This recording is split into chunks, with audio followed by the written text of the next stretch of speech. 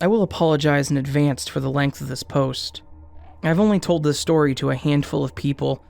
It's something I think about regularly and have wanted to share for just under a decade.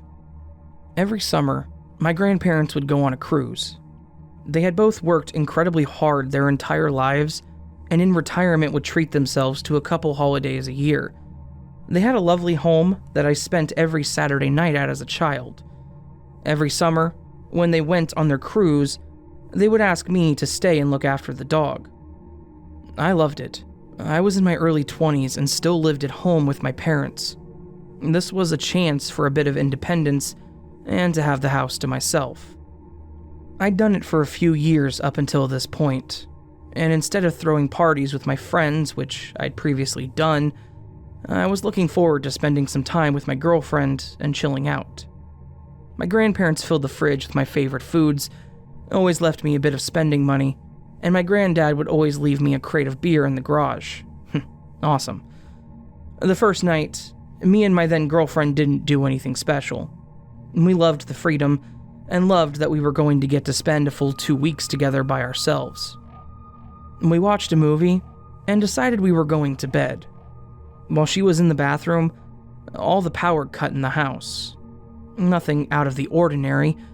I went to the kitchen, found the switchboard, and boom, there was light. We got in bed and put the telly on. I used to not be able to sleep without the TV on, I'll explain more later, and went to sleep.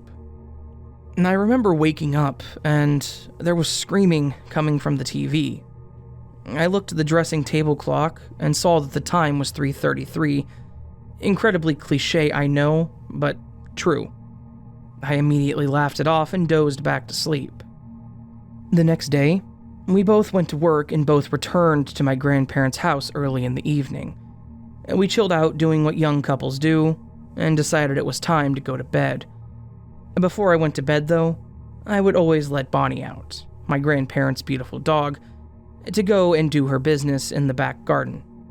My grandparents' back door led into a conservatory, which then led onto the patio, which then led into the back garden. I unlocked the back door, turned on the lights to the conservatory and patio, and moved toward the conservatory door. Bonnie didn't move from the back door. After a bit of convincing with rich tea biscuits, I managed to convince her to the conservatory. There was no way I wasn't letting her out and having to scrape up dog poop the following morning. I unlocked the conservatory door onto the patio, and before I had a chance to fully open the door, there was a large thud that came from the conservatory window on my right. I stood frozen for what felt like an hour. I calmly closed the door and stood in shock, wondering what it could be. I wasn't scared at this point, just incredibly startled.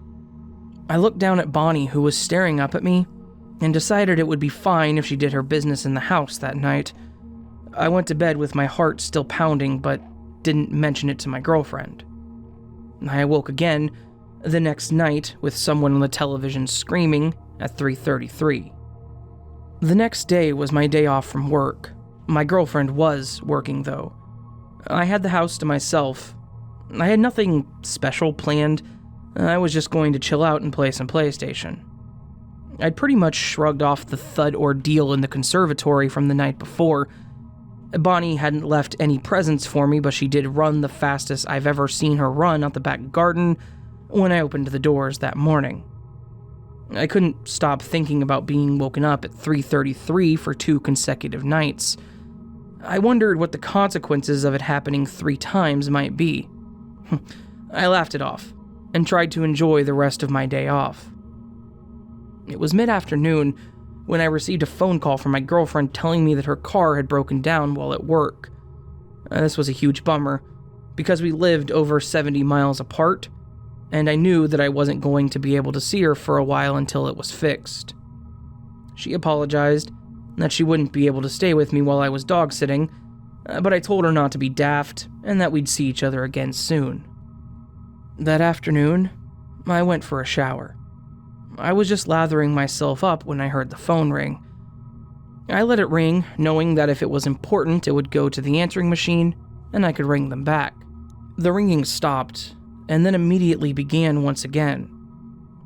I thought that it must be important, so I ran out of the shower, suds and all, to grab the phone. When I answered, no one was there.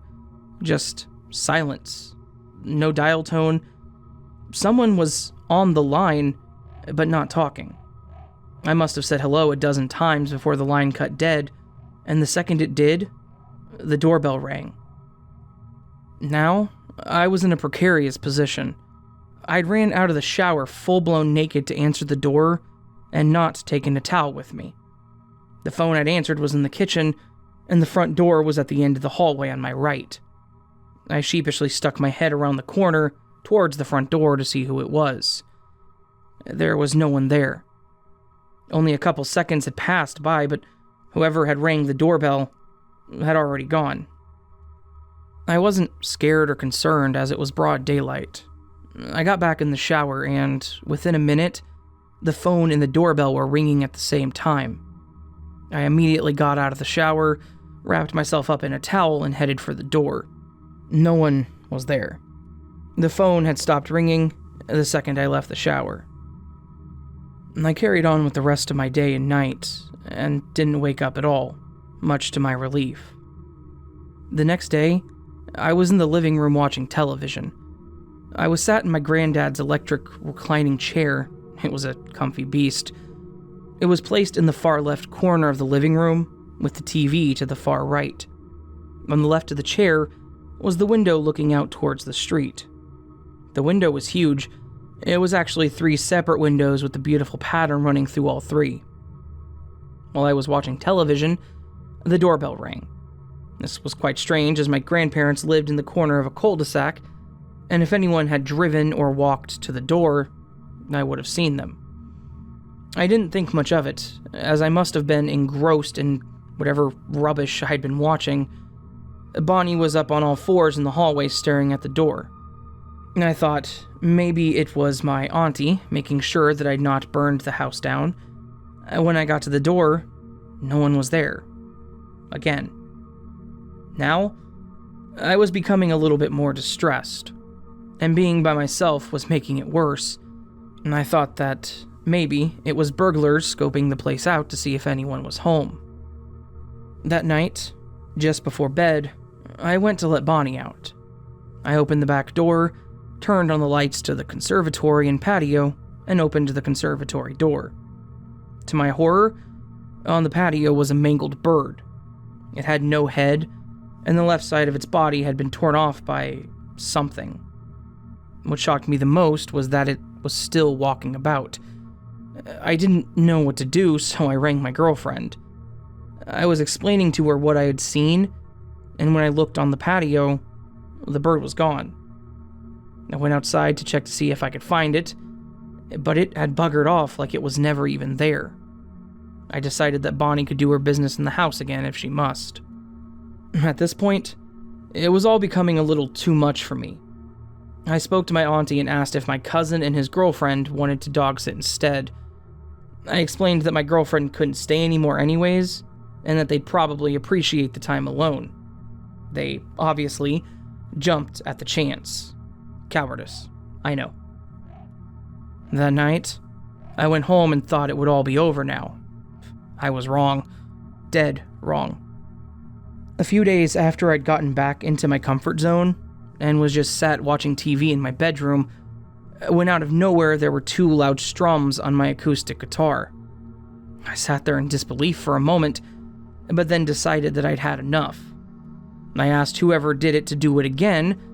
The hairs on my arm rose with anticipation and fear. I asked multiple times, but nothing. I decided that it was probably best I went downstairs where my sister and mom were. As I went downstairs, I heard the guitar fall over. I couldn't bring myself to tell them what had happened for fear of them thinking I was nuts. Another few days had gone by, and at this point, I was exhausted. Even though nothing serious had happened and I'd not seen anything, I felt like I was going crazy. I decided that it's probably best that I had an early night. I put the television on for background noise and faced the wall. Within seconds, I heard my television shut off, followed by heavy breathing. I laid there with my eyes shut, terrified, as I heard the breathing get closer. It was deliberate and calculated. Each step it got closer, the louder the breathing got. I was frozen in fright. As it approached the bed, I could feel it breathing on the back of my head. Every hair on my body stood up as I could feel whatever it was lurking over my body.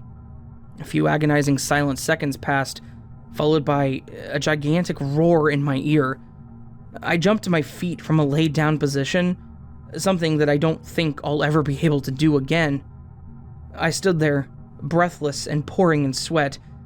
I was absolutely terrified. I looked at my clock and saw that it was 2:15 in the morning, and I'd gone to sleep around 9-ish. What felt like seconds had actually been hours. Scared to go back to sleep, I tiptoed downstairs not to wake anyone. But to my surprise, all the lights were on. I walked into the living room, and my mom was awake having a cigarette. I asked what she was doing up so late, and she explained to me that she'd just had a horrible dream, in which me, my sister, her and my stepdad all awoke in the middle of the night because things were floating around the house.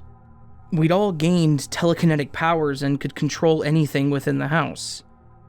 I laughed along as she explained the ludicrous dream until she got to the end. At the end of the dream, we were all downstairs dumbfounded as to what was going on around us, and then we all heard a terrifying roar come from upstairs. We crept up as a family up the stairs, following the sound from above. As we got to the top, it was apparent that the sounds were coming from my room. We went in together, and all gasped as we saw a demonic hand open the hatch to the attic. And that's when she woke up and the dream ended. I didn't share my dream. Later that morning, I became so tired that I couldn't resist sleep any longer, and went back to bed, looking at the hatch that leads to the attic. I dreamt that something was trying to pull me out of my bed, and when I awoke the next morning, my right foot was covered in scratches. The events had really began to take a toll on my mental well-being. I didn't sleep, and I didn't want to be left alone. I dreaded coming home from work, but over another few days, without incident, I was starting to feel a bit better and less like I was nuts. And I was at home with my mom playing some PlayStation in my room when my mom asked if I wanted anything from the shop. I told her I was fine and didn't think anything of it when she left. The second she left, and there was a loud bang that came from her room. At this point, I'd had enough. Just like when my guitar had played, I encouraged it to do it again. And this time, it immediately responded with 2 large bangs. I rose up from my chair and walked onto the landing where all the bedrooms met. I stood there staring intently into my mother's bedroom, and it was pitch black. I asked it to do it again, but this time there was nothing. I walked into her room and turned on her lights to see books laid out across the floor, obviously the cause of the noises I'd heard. I stood in the middle of the room and dared them to do it again. A madman talking to himself in his parents' bedroom. Nothing. I'd had my fill of whatever had been happening to me and decided that enough was enough.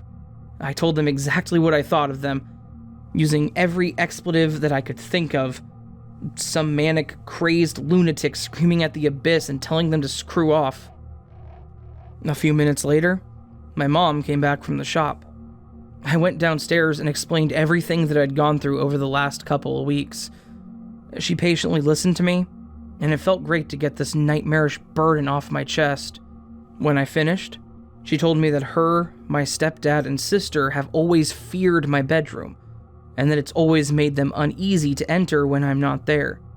She also told me a story where, while I was at my grandparents', her and my stepdad had had an argument, so my dad had decided to sleep in my bed, but he hurriedly ran back to their room as something had pushed him while he was trying to sleep. She also told me that the reason I slept with the TV on is when I was a child, my actual dad had passed away, and my granddad told me that my dad would come visit me while I was sleeping. Instead of this being comforting, though, it terrified me, so I could never sleep in the dark. Since that day, I've never had any more experiences. I still regularly visit my grandparents at their home, as they're still going strong in their 80s, and I check back in just as much with the Parentos. My room is exactly the same as when I left it. No one dares enter it when I'm not there. I was surprised that when I moved out years ago, my sister never took it, because her bedroom was tiny, but the unnerving presence toward it was too much for her. I know this was long, really long, and I truly appreciate you for reading it. I've wanted to tell people this story for years, but was worried what people might think. Has anyone else ever had a one-off experience like this? Was it all just a series of strange events strung together, or was it something more menacing? I lived it, and I have no bloody idea. Anyways, thanks again, and take care.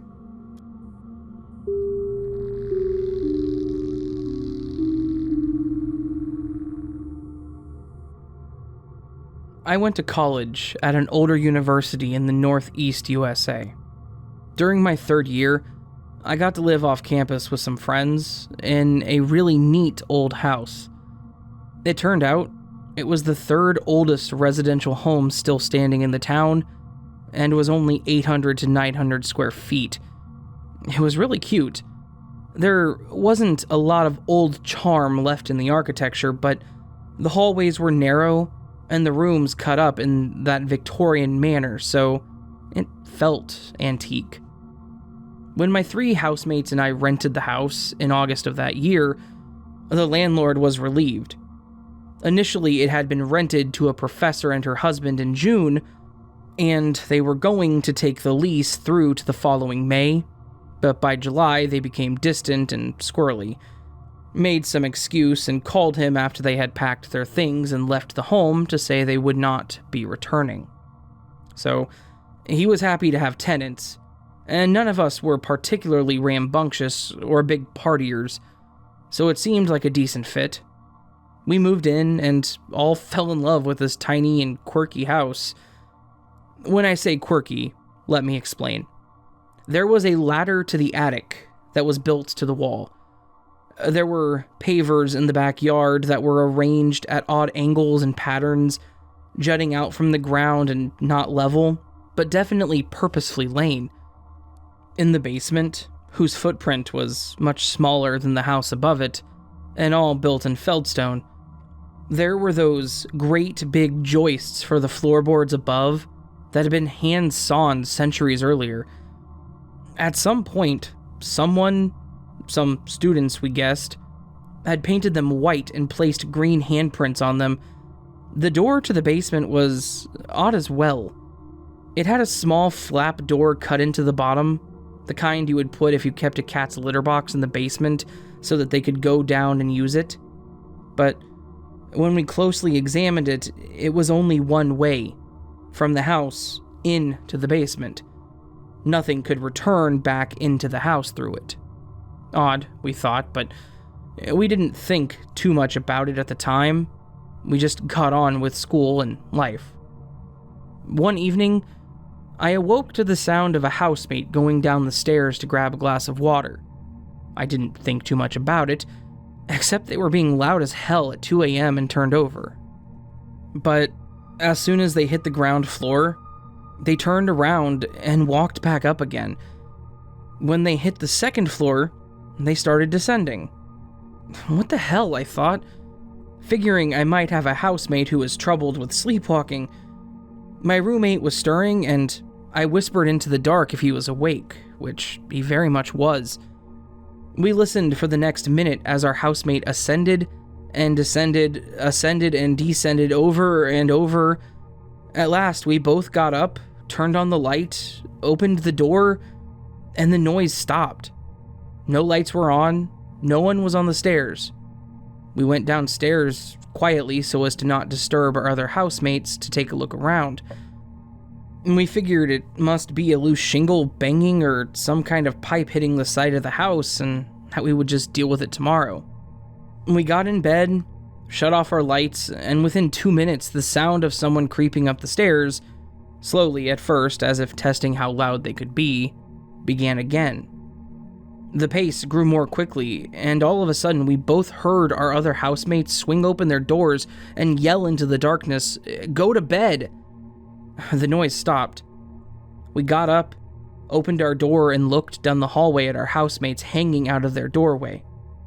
They were bewildered that we weren't on the stairs, and we all checked the house again, returned to our rooms, and slept the rest of the evening. No more noise.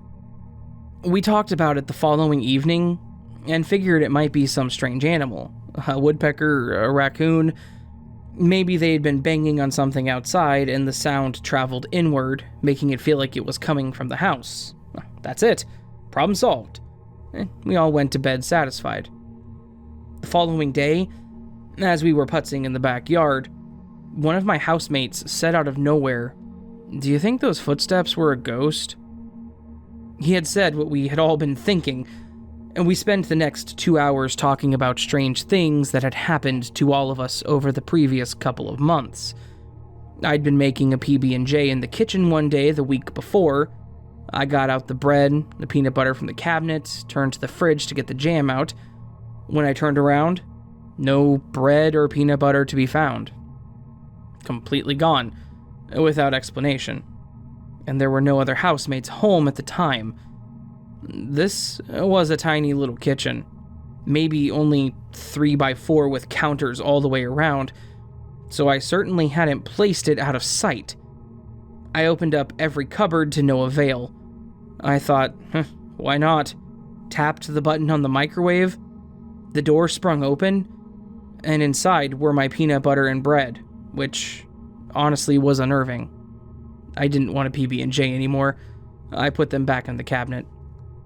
I'd forgotten about the jam until I went for a jog the next morning, and when I opened the door at 6 a.m., there it was, on the front stoop, like a lost dog that had found its way home. I threw it out. Also, we had all, from time to time, heard a strange shuffling sound in the basement. I just assumed it was a sump pump because it had that zh kind of cadence. They reminded me that we did not have a sump pump. When our landlord came to pick up the rent for the following month, the 4 of us were home. We'd figure we would use this as an opportunity to be slick and ask questions about the house, to find out what he knew about its history. He seemed a little on edge when we brought the subject up, but humored us kindly. When I asked if he had heard from the previous tenants, he avoided the subject. When a housemate asked who he had purchased the house from, that had lived there previously, he informed us that in fact the house hadn't been lived in for 20 years before we bought it. Turns out, the individual who had lived in the house 20 years plus prior was a bit of a ne'er-do-well in this college town. So much of a ne'er-do-well that his family arrived to pick him up one day, finding him dead, having overdosed in the dining room. Okay, got it, thanks. We had a ghost, and we decided to name him William. 3 to 4 nights a week, the footsteps on the stairs would start slowly, and then reach such a pace that one of us would get out of bed in a huff, open the door, and scream, "Go to bed, William," and the footsteps would stop for the evening. This was multiple times a week, for a year. We didn't like to talk about him in the house, so any William discussions happened off the property as we were convinced that he was listening. One evening, we were watching a new episode of Lost, that should date the story appropriately, and the smoke monster character was on. My roommate joked that William was our smoke monster. At that moment, every blind in the living room, 4, covering 2 windows, was violently jerked up simultaneously. We all looked wide-eyed at him. He gathered himself together, and in little more than a whisper said, "I'm sorry, William, I didn't mean it." We lowered the blinds and went back to the program. Things continued like this pretty regularly throughout the fall semester, and remained much the same until one night in the spring, maybe around March or April. In the middle of the night, we awoke to a loud crack from downstairs. When I say loud, I mean don't give a damn breaking and entering loud. I grabbed a bat that I kept by the side of my bed, convinced that someone had broken through our front door. This college town was a little rough around the edges, as you might surmise. My roommates and I both sat up and looked at each other, and we listened. Nothing. We saw our housemates down the hallway peering through a sliver of their door. I went into the hallway and banged the bats against the railing, and said in the bravest voice I could muster, "All right, you want to break into our freaking house? Come get it." We turned on the lights, bounded down the stairs as a posse, and found nothing. Front door was locked and tight, back door was locked and tight. Everything looked good. I went to go turn off the downstairs switch to go back up to bed, and then I saw it. The basement door had a crack running up from the bottom of it to about 2/3 of the way, right in the center. It had been broken almost in two from the inside of the basement. The basement was a self-contained space. It didn't have any other entrances or exits. Whatever had broken the door had been in the basement. Needless to say, we all lost our minds and decided to sleep in one room together, though none of us got much rest. While the footsteps and moving objects continued for the rest of the time, there wasn't anything quite as terrifying as that night. We finished out our lease and all moved out to other homes. I had to return there in October of my senior year to pick up mail that hadn't been forwarded to my new address. A young woman came to the door, and I explained who I was. She kindly handed me a stack of mail that had come for me, and I thanked her. As I turned to leave, I had a thought. I spun around before she closed the door and said, "Hey, this might sound odd, but have you guys noticed anything strange about this house?" She went white as a sheet. She asked me why I had asked that question, and I let her know that we had noticed some odd things when we lived there, and that it probably... "You mean like the footsteps on the stairs at night?" she interrupted. "Yep, like those," I said. Her two housemates came down and we stepped outside. I shared my tales and they shared theirs. I told them just to tell William to go back to bed and it would be okay. That was the last time I ever visited that house. I think of William often, though not fondly.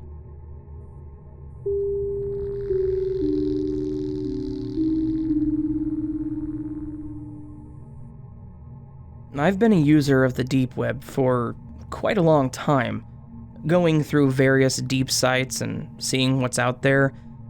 There are some interesting pages and people that exist, but if you don't know what you're doing, I really don't recommend getting involved in it. I've been in too deep for a while, and the story I'm about to tell you was at a time in my life where I was out of control and doing stupid things. Back in the day, I used to be one of those deep/dark web users that may or may not have been involved in some questionable activity. Of this questionable activity, the worst was doing business with a website that was very similar to Silk Road. It wasn't Silk Road, but it was obviously trying to be. And as dumb as it sounds, the prices were more competitive than the others. Thinking back to it now, that should have been a red flag. The bigger sites had methods of vetting and verifications of their sellers. They knew who they were working with, and the security was definitely part of their pricing structure. But when you're a broke college kid that is addicted to certain medications, you don't really think too hard on the security of your dealer. Basically, your only thoughts are, do they have what I want, and can I afford it? So, obviously, I knew what I was doing back when I got involved with these sites and these people. I knew it was illegal, and I knew that I had no way of disputing if my dealer didn't come through, and I would have no manner of taking legal actions against the site or seller. The site had an interesting system in place. The sellers wouldn't list specifically what they had beyond a few cryptic user tags.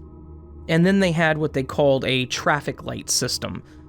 Basically, the seller could mark their stock based on color. Green was full, yellow limited, red was offline and not selling. If it was green, you could basically send them the money and get whatever you wanted. Yellow typically required a message to make sure they had what you wanted, and red meant, don't bother me. It was actually pretty damn smart. It cut out having to incriminate yourself by specifically listing what you had, and also cut down on the communication requirements. You just bought what you wanted and moved on. In my time on this site, there was one user that I worked with regularly over the 2 years. They were dependable, and strangely enough, incredibly polite when I had messaged them.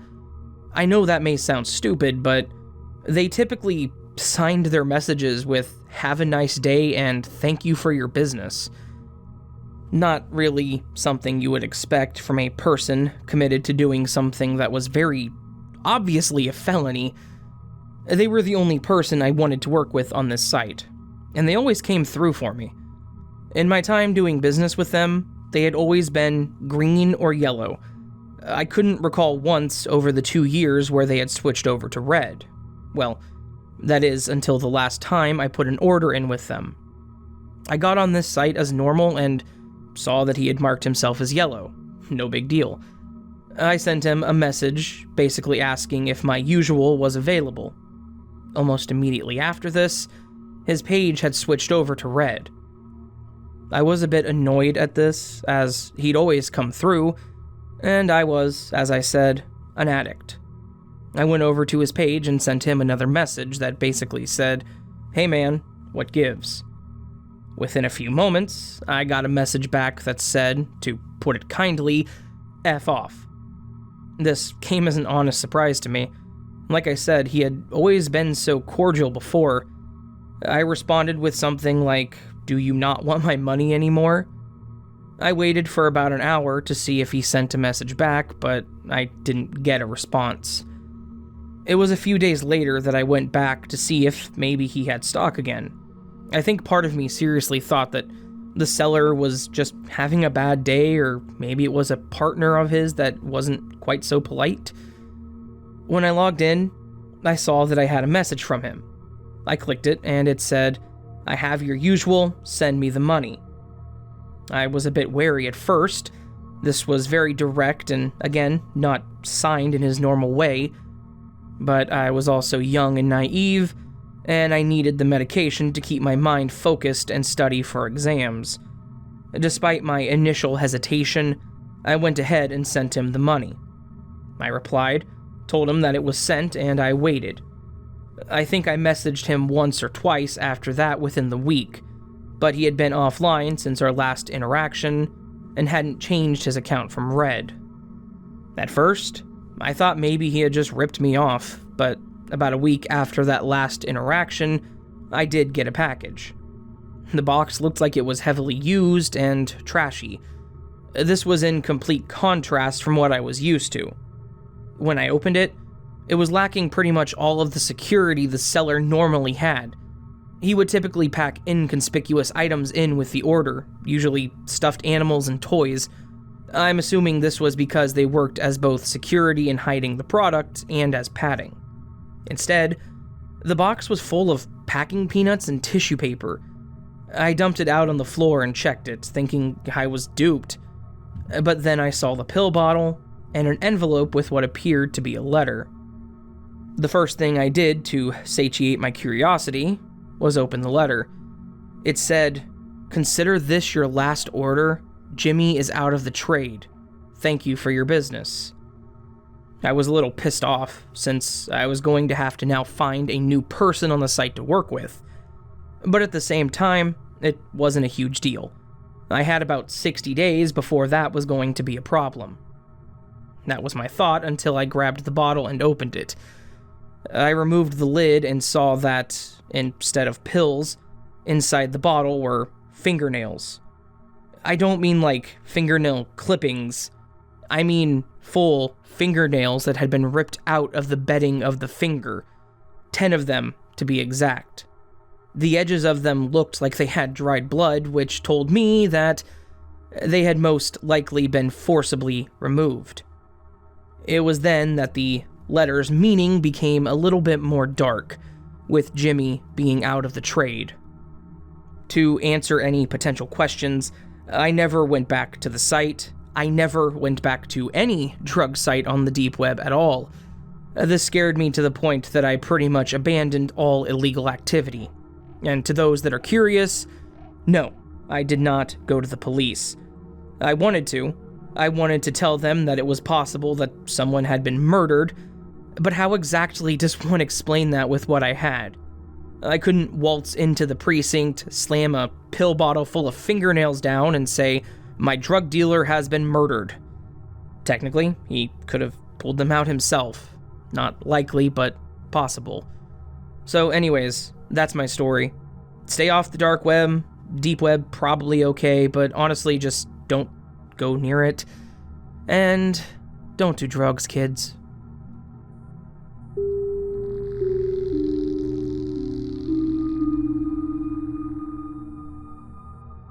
My dark web story is one that actually happened recently, within the last 4 or 5 months, actually, and it's one of the most disturbing and sickening things that I have ever seen or experienced in my 32 years of being on this earth. There are some really sick people out there, and I want to say to those of you listening, stay off the dark web. Enjoy the stories told by those of us who are stupid enough to get involved in it, but don't get curious enough to drag yourself into the mud. Like most people, living in this quarantine has left me with an excessive amount of spare time on my hands. I am still employed, thankfully, but I get to work from the comfort of my living room.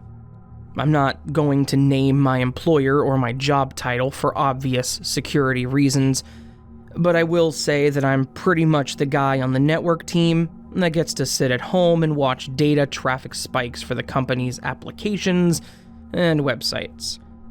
To be honest, I probably have one of the easiest jobs out there. I get to watch a graphing system as it shows how much data our servers are pushing and receiving, and unless we get hit with the denial of service attack, there's not really much to be done. If anything does happen, I get to get on the phone and talk with the other networking guys about what actions we want to take. Then, I have a weekly report call with my boss to tell her that everything is working as intended. We aren't a huge company, and we upgraded our servers at the end of last year, which was perfect timing. So there's honestly not a whole lot to do on the day-to-day. My job is more reactive versus proactive. Based on what I just said, you can probably assume that I know my way around a computer. I've been in IT my whole career, and I like to believe that I can hold my own out there. I know how networks run, I understand data routing, and I know a lot about data encryption and security. During the start of quarantine, I started studying more about data security and such, and I ended up being interested in Tor, onion routing, and how the deep web and dark web differ from the surface web. If you really want something intriguing to read, take the time to look into the Marianas web. It's an interesting rabbit hole, even though it may not even exist. Now, as most technically adapted people do, I got both bored and curious about what existed out there in the deeper parts of the internet. I didn't want to do anything illegal, but part of me wanted to be familiar with what content and activities existed below the surface. I know, this sounds stupid, but boredom and extra time can be a terrifying motivator when you kind of know what you're doing. I went through the process of setting up my personal system to get on the deep web. I installed Tails, set up Tor, I got a decent VPN after doing some vetting, and did all my security checks. I started going through some of the onion links that were easily accessible. For the most part, they were innocent sites that really didn't have anything crazy on them. I was simply perusing the pages, not getting heavily involved.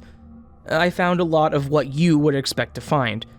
Adult content, a few illegal shop sites, various conspiracy boards and other forums, just some basic deep web content that didn't really stand out and probably wouldn't be too far out of place on the surface web. But then I ended up on a page that I never would have expected to see on the deep web, a dating site. I say dating site, but based on the explanation of their services and some of the profiles, I think it was meant to be more like Tinder, one-night stand interactions with little to no commitment. What I found was that the dating page was set up in what I can only call categories. Basically, it was split out into what you were looking for in a partner. It had categories for race, ethnicity, background, sexual preferences, personal kinks, and even a section that was basically for sugar daddies. If you don't know what that is, I'm not going to explain it to you. While browsing, one of the categories under the personal kinks section made me curious, as it was something I really wasn't sure about. It was simply labeled chasers. I clicked on it and decided I would spend a few minutes looking through the profiles. I was bored and curious. What I ended up finding was nothing short of legitimately terrifying. The profile I clicked on was of a middle-aged guy. He was fairly attractive and looked like someone that would do well on any of the normal dating apps. I was reading through who he was, trying to figure out what the hell made him a chaser, when I got to the bottom of his profile. It read the following: I'm looking for anyone that can help me achieve my lifelong dream of being physical with an HIV-infected individual. This entire section further outlined how it was his goal to catch the disease, and that he was willing to pay almost any amount to do this. And I went to another profile, and it was a young man that explained that he had been infected with COVID, and that he would be willing to give it to anyone that wanted it for the price of a nice dinner. He made sure to outline that he was just tested positive, and that time was of the essence if you were interested. The third profile I went to was looking for someone to hurt or severely injure them while being intimate. And I'm not even going to explain the specifics of what he wanted or was asking for, but that person definitely needed to seek help. This entire category was of people looking to catch diseases or give diseases to each other, and a few that were looking to be injured. A lot of them were willing to pay for these services, saying that it was a deeply embedded fantasy of theirs.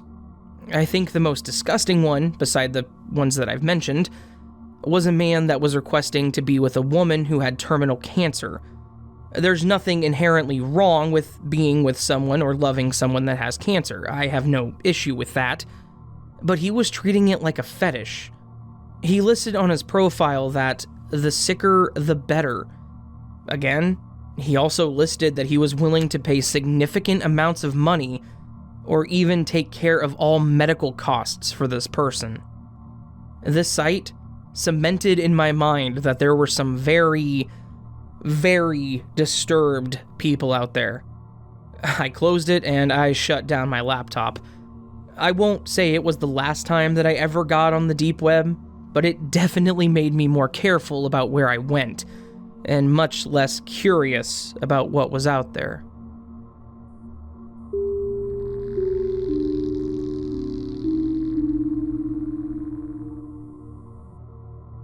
I'll try to make this as short as possible, but I'll add some context first. It was 3 years ago this month. I was at the hospital with my 10-year-old daughter because my stepdad was dying and only had a couple days left to live. I'd been there all day, and at around 10:40 p.m., my mom said, "Son, it's almost 11. Go home, get some sleep, and I'll see you in the morning." I said okay, told everyone goodbye, and headed for the parking garage. As I pulled out of the parking lot, and grabbed my phone to call my wife to let her know that I was leaving, I noticed it was exactly 11 p.m.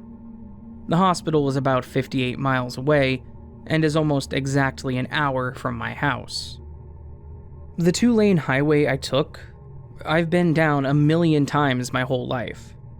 I live in southern Illinois, and it's the fastest way to get to Kentucky, where the hospital is. The first half of the drive is fairly flat. Then it's consistent hills once you get to the Shawnee National Forest. It's extremely rural, with no streetlights, stop signs, or traffic lights the whole way, except one highway you drive over with the streetlight on the east side of the road, which is almost halfway to my house from the hospital. Anyway, me and my daughter were just driving over the Ohio River when I realized I needed to pee. With no gas stations or businesses until I get home, approximately 55 miles away, I decided that worst case scenario, I hold it in until the halfway point with the streetlights, pull off the road, and go. About 10 minutes into the trip, when I'm driving through a very straight section of highway with cornfields on both sides, a really dense fog comes out of the east cornfield and completely covers everything. It was hard to see any further than 30 feet in front of me, but I couldn't see anything on the sides of me. It was like driving through a tunnel. You can't see anything except forward.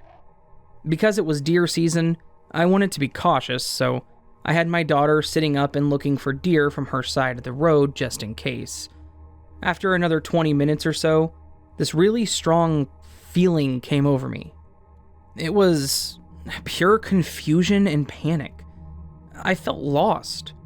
I realized that I should have been to the streetlights by now, but I hadn't even made it to the hilly part of the road yet.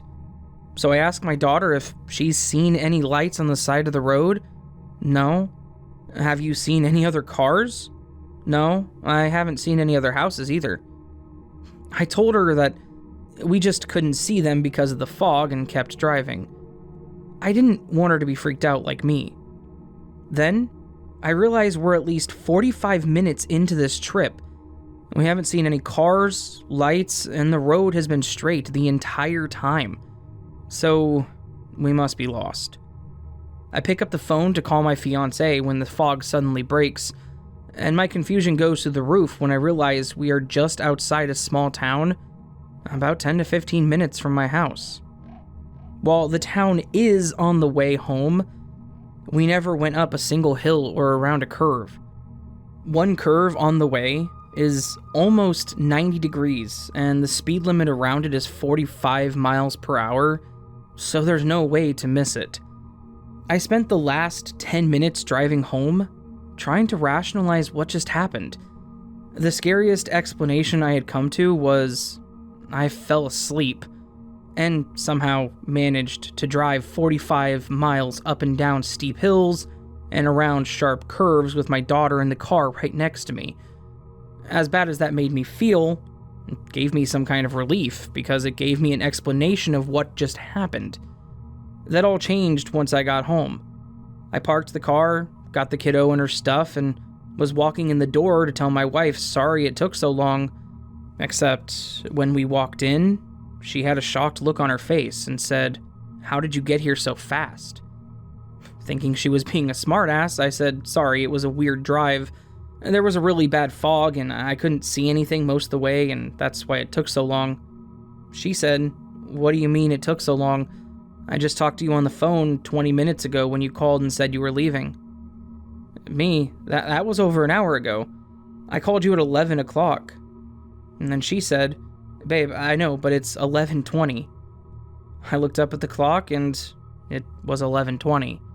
I checked my phone, 11:20. I went to the kitchen and checked the stove, 11:20.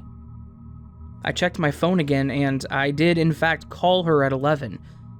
I was freaked out, so I pulled her outside and quietly explained to her what happened, so my daughter wouldn't hear anything and her become as freaked out as we were. We couldn't come up with any explanation, so we go to sleep, because I had to be back at the hospital as early as possible. We never spoke about it again. We just kinda forgot about it overnight. I didn't even remember it happening until the next day. Then, just about a week ago, all that changed. I was telling my wife about a comment I read on here about a girl and her parents road tripping, coming up on some dense fog, and they were lost. They stopped at a gas station that they'd never seen before, but some weird guy there just kept telling them to leave. Something about the story seemed really familiar to me. And then, out of nowhere, my daughter says, "Dad, that reminds me of the creepy fog we drove through when Papa was in the hospital." I asked her what fog, and she was telling me in detail what happened and how she was scared because of how freaked out I looked. It all just came to me. I remembered everything, which really freaked me out that I had forgotten what happened, and then it all just came back to me at once. And we talked about it, and we both remembered it the same way. The only exception being was she told me the look on my face scared her because she knew something was wrong when I thought I had played it tough. The fearless dad role to a T. I know it happened 3 years ago, but since I forgot about it, somehow I've only had a week to analyze it. The only thing I have ruled out was the time changing. Where I live and where the hospital is are both in the same time zone. My stepdad died in October and time didn't change until November. I honestly have no explanation for what happened, but I've thought about it every day since I remembered it a week ago.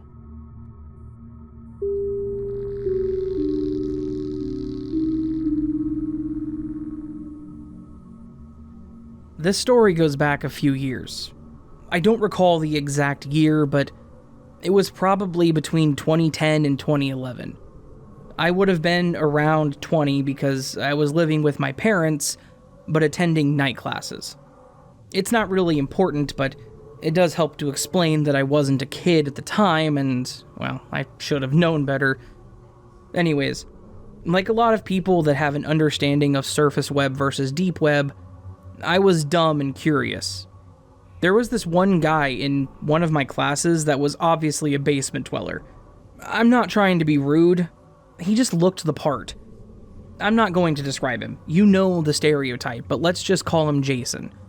Jason was a bit antisocial, but he and I were decent friends due to our mutual interest in technology. I remember there was one night that class let out early. He and I went out to the lounge on campus and were talking about random tech stuff.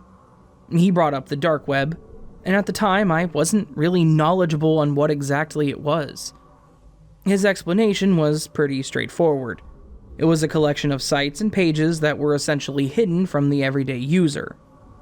And because of this, it was rife with illegal activity. At first, his explanation was enough to make me lose interest, but then he started showing me the pages that he used. He said the main one was basically a bulletin board like 4chan, but on steroids. He warned me that some of it was questionable, but there were sections where people would talk about philosophy, new technology, politics, and conspiracy theories. Now, I'm a bit of a conspiracy nut. Not in that I believe in them, but I love to read them. And I love to pick apart what these people think. Obviously, some of them are completely insane, but there are some theories that are interesting and really do get you thinking.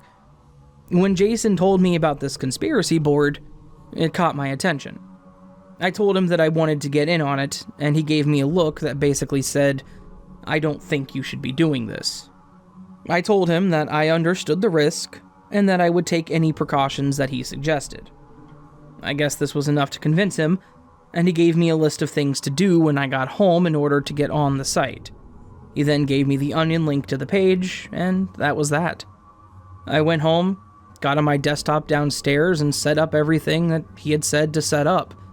From there, I got on the bulletin and spent the entire night reading various conspiracy theories and paranormal explanations.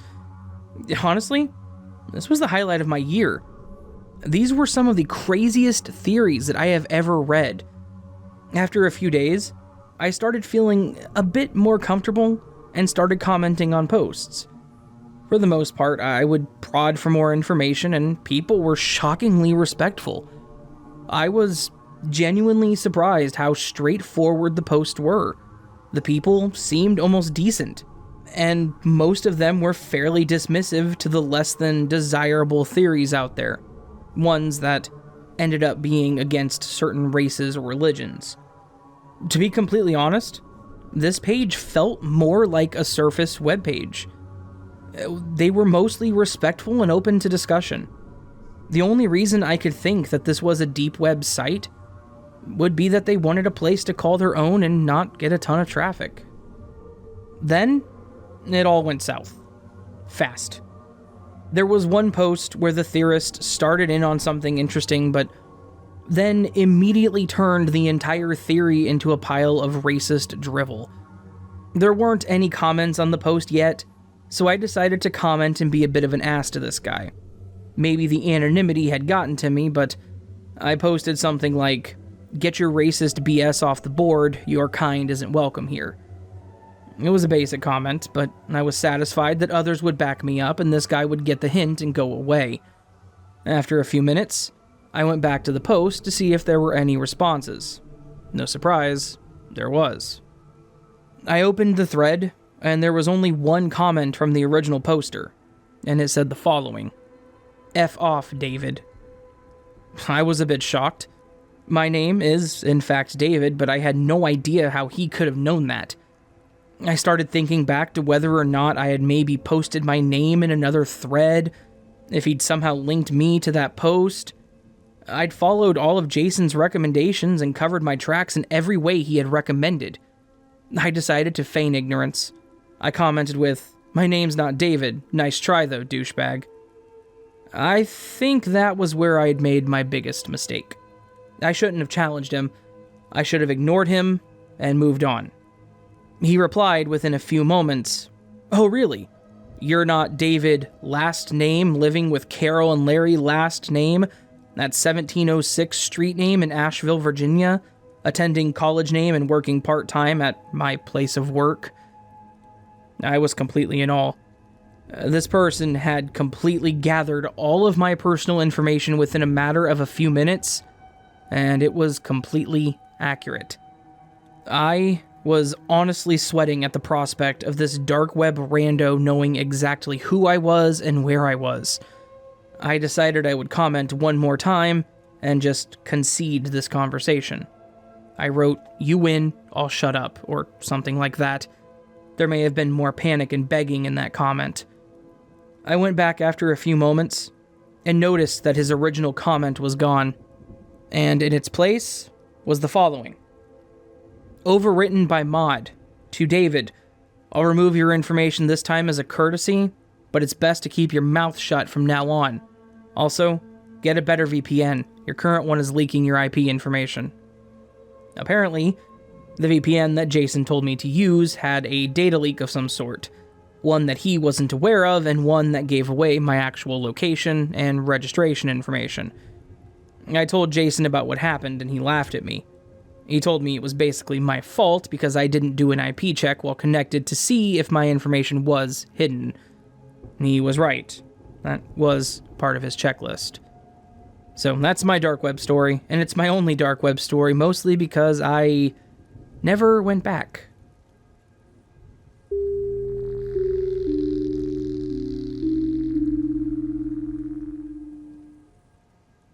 I'm a French-Canadian girl that recently found out about this subreddit, and I realized I had a story to share. This night took place a few years ago, while my father and I were living in a small rural town in Alberta. I was fairly new in this town, and didn't know anybody but my dad and his coworkers. I'd found a job as a key holder in a liquor store that closed every night at 2 a.m. My store was located in between a pharmacy and a grocery store, a place well lit where I felt safe most nights, not knowing that this town was actually known for its drug problem and random creeps. This particular night, my coworker and I had been working late. We needed to finish unloading pallets of liquor since we had another shipment coming in the next morning. At the end of the night, around 3:30 a.m., I told my coworker that she could leave and that I was going to take care of closing down the store, which basically meant counting the till and cleaning up, as she was exhausted and I had the key of the store anyways. After she left, I quickly finished my tasks, took all my stuff, and called my father. At the time, I didn't have a car, and my dad would come pick me up every night and bring me back home, which was maybe a 5 to 10 minutes drive to my workplace. I have an amazing father. In return, I always made sure to be ready and wait outside of the store for his arrival. I didn't want him to have to wait for me because I knew he didn't have much time left to sleep, since he had to work in the morning.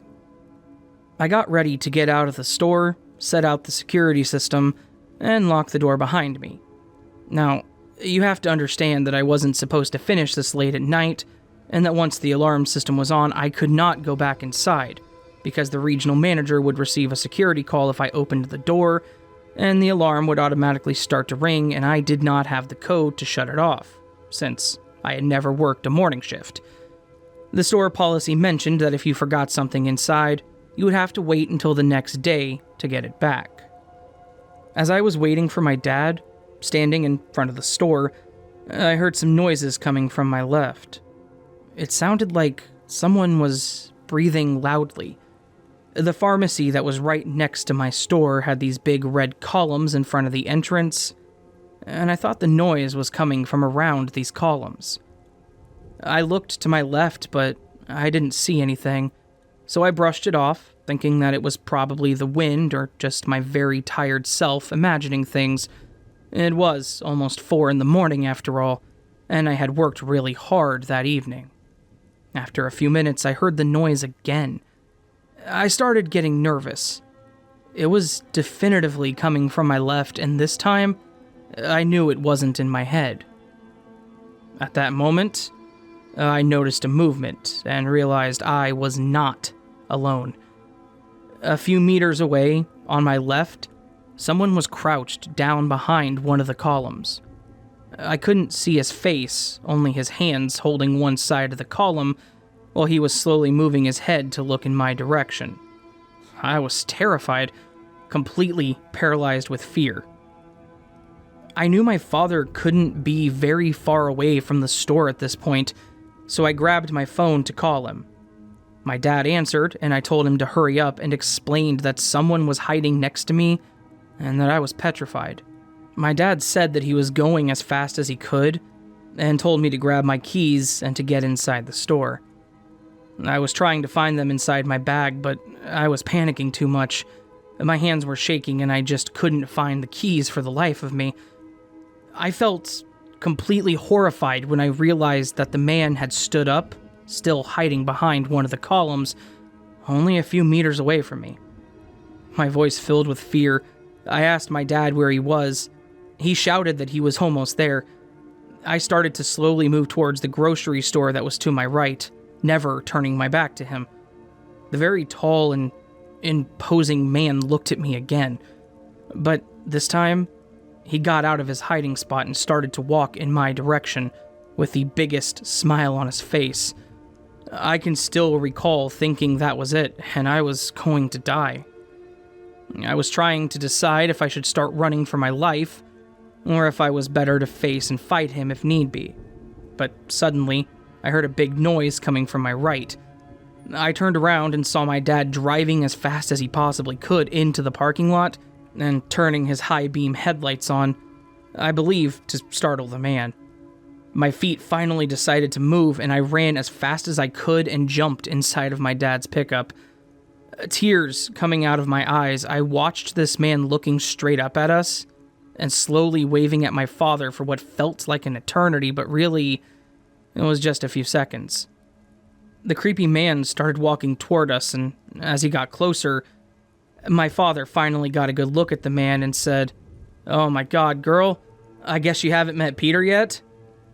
I didn't understand. My dad started laughing, tears coming out of his eyes while I looked at him, still in complete shock. To me, there was absolutely nothing funny at that moment.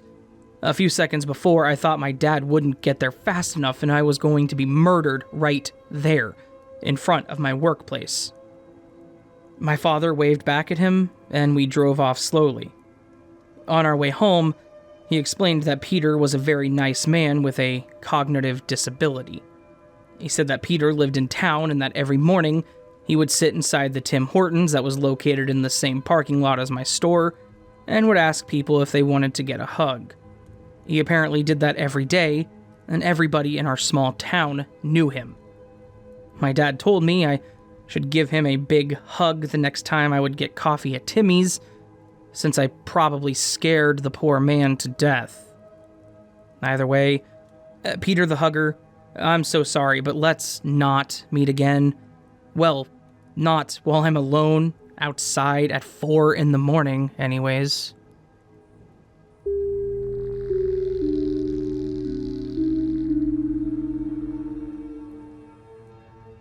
This story isn't mine personally. I'm not the type of person to go out onto the deep web for any reason. This story actually happened to a coworker and a good friend of mine. I made sure he was okay with me submitting the story, and he said it was fine, it was in the past. For the sake of privacy and security, we're going to refer to him as Ron. Ron is a good guy. Probably one of the nicest people I have ever met, and he really didn't deserve the situation that happened to him. I will say that I've known him for a few years now, and I completely believe everything he has told me about this. Several years ago, Ron lived in a comfortable suburban home with his lovely wife of 10 years, and for the sake of security, we're going to call her Karen. Ron and Karen had a 7-year-old daughter at the time of this story, and everything seemed alright. Ron had a good job and made more money than they actually needed. Karen was a stay-at-home mom who took care of their daughter when she was home, and did the various housework and errands while she was at school, pretty much doing the basics of what a stay-at-home parent does. Ron was under the impression that their marriage was in a good position. He loved Karen as much as he always had. He loved his daughter more than life itself. They had a nice house in a nice neighborhood, and they had enough money to take care of any financial emergencies if they needed to do so. To the best of Ron's knowledge, they were all happy and healthy. He didn't think anything was wrong at home. Karen, on the other hand, was apparently very unhappy with their marriage, and was determined to leave Ron to run off with some guy that she had met online and been talking to around a year. Karen and her internet boyfriend had apparently spent a lot of time plotting and spoke extensively about how they could follow through on what they had planned. And they also spoke extensively on how to get the deed done. She had stated that she couldn't divorce him because he would still take custody of the daughter and take half of everything, and she couldn't just run away and disappear as, again, he would get custody of their daughter. At one point in their discussion, they even mentioned the possibility of the internet boyfriend driving from his home in Nebraska and taking care of him himself, saying that he could make it look like a robbery gone wrong. Apparently, this would have been too personal for Karen, and they opted to look on the dark web for someone to remove her husband from the equation. Then, she would wait long enough to bury him, collect the insurance, and pretend to grieve. After a few months, she said she would then take her daughter and the money from his life insurance and run off with the boyfriend to start their new life up north. Based on the conversations, she was adamant that it needed to look like an accident. That way the life insurance would pay out the maximum. Like I said, Ron made good money and was worth a decent amount dead, so she planned to live a few years off that with the new guy. Back to their actual plan, as I said, they had the intent of going on the dark web and finding basically a hitman to get rid of her husband. Apparently, they were successful to an extent. They got on the deep web, they found a site that listed people providing these services, and they got the information of someone that they were going to pay to do the entire thing. They even went as far as agreeing to and sending the $15,000 to the account of the person that was supposed to do the job. Thankfully, for Ron, his wife and her new boyfriend were not well versed in how things worked on the dark web, and to some extent, were kind of stupid. Apparently, They went all the way through the plotting with this person and sent him the money, and they even set a date. On the day in question, Karen had taken their daughter to her grandparents' house and had told Ron that she was going to spend the day with them. While she was gone, Ron got a visit by the local police and a federal agent. They explained the situation to him and basically took him into protective custody. When Karen got home, she expected to find her husband lying dead on the living room floor, but instead had federal agents screaming at her and taking her to the ground.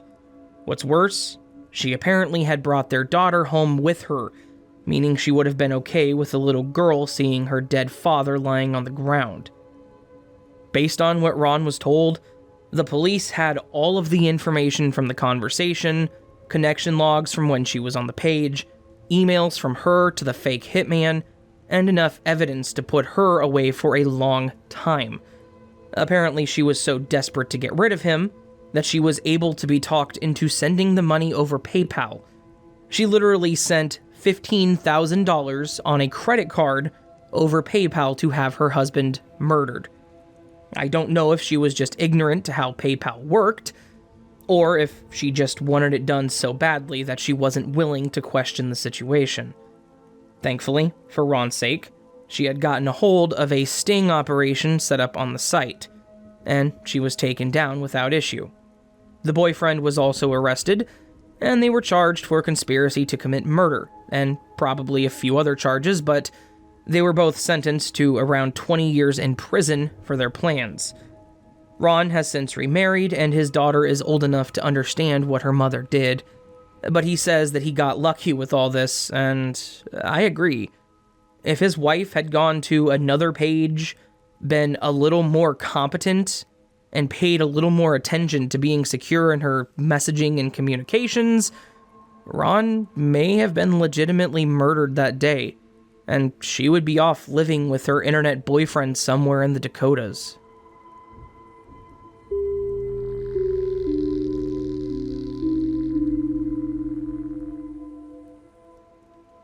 I literally downloaded Reddit so I can vent about this, because I could get fired if I talk about this. I'm a lifeguard at a water park in Las Vegas. We always brag about how, unlike our competition, we've had 0 casualties at the current location. Stuff always happens, like tubes will appear in the pool after we just took them all out and stacked them. Chairs will move around after we just sorted them. Wet footsteps on concrete when no one was wet, etc.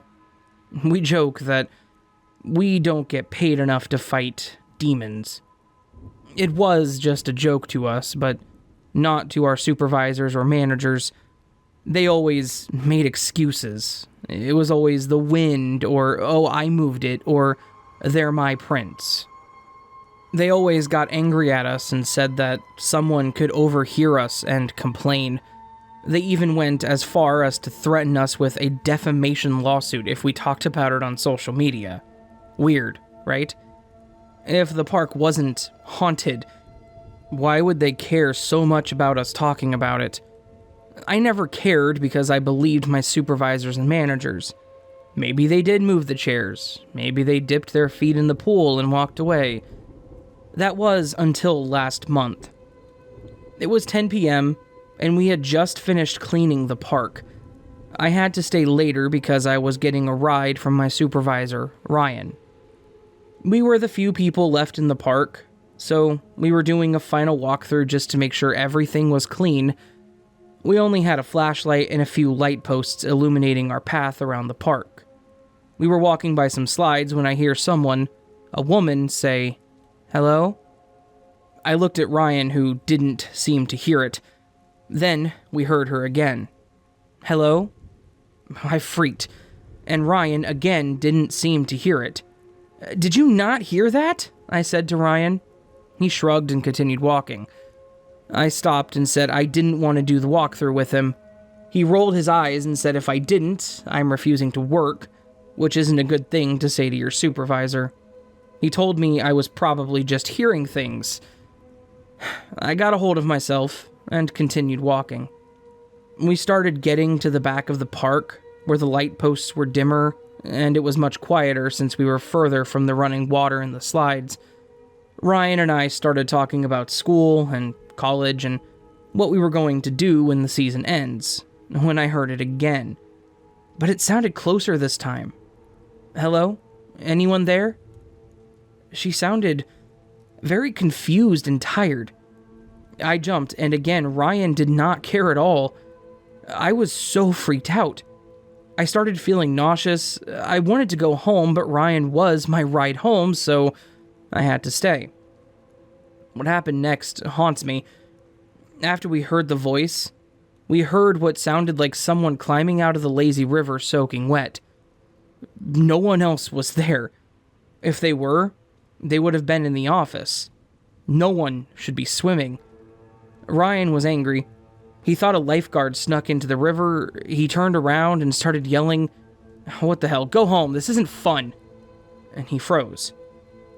And I said a quick prayer and turned around, and there was a lady, soaking wet, wearing a park shirt with our logo on it, but the logo looked very 2000s. I know what our shirts look like. I stand in the shop all the time to get some AC. I've never seen a shirt like that. She was hunched over, and her hair covered her face, and she spoke. "Hello? Can you help me?" Ryan grabbed my arm and we bolted to the office.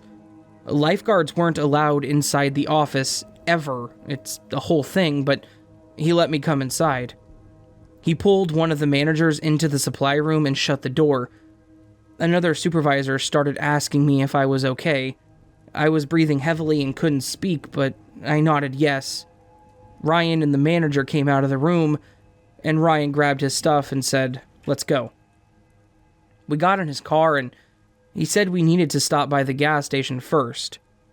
When we pulled in, he told me to type my address into his phone while he pumped the gas. When he got in the car, I broke the silence. What the hell was that happened? He turned the car on and started driving. I can't tell anyone. It's like a park secret, but I'll tell you. If you swear you won't tell anyone. I swore. Back in 2002, before this location of the park was built, there was a park on the Strip. It was the only water park in Vegas. We only had one casualty, and it was a lady who came in with her family. She got drunk and went into the lazy river where she sank to the bottom of the river, and because there were so many tubes, the lifeguards didn't see her, and she drowned. That's why we have so many lifeguards for the river, and why our tubes are see-through. So, was that her? Yeah. Why is she here? I don't know. She's probably confused. She's always asking for help. So you did hear her? Yeah, but everyone does when you're in the park late at night. It's a whole different story if you see her. So I asked, what happens if you see her? Nothing, but it's scary. The car ride was silent the rest of the way. I still work at the park, but Ryan talked to the managers and convinced them to let me work only morning shifts. Ryan quit recently due to college. I only told 2 coworkers, but only because they've had experiences themselves. Thank you for letting me vent. Also, appreciate lifeguards and all the crap that they go through.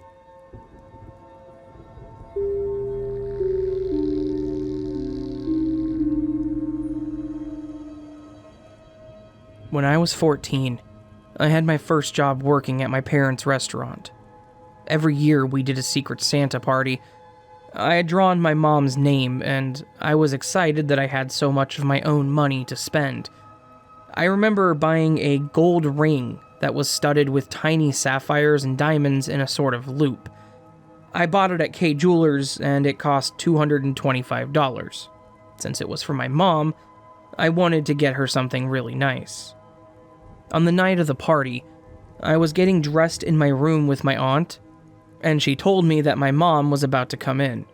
I had just shown her the ring, so I opened the top right drawer of my dresser, lifted a pair of jeans, and tucked the ring, which was a little black velvet box right underneath before shutting it. We finished getting dressed after my mom left, When we were about to leave, I went to grab the ring so I could put it in the gift bag. I lifted the jeans, and the box was gone.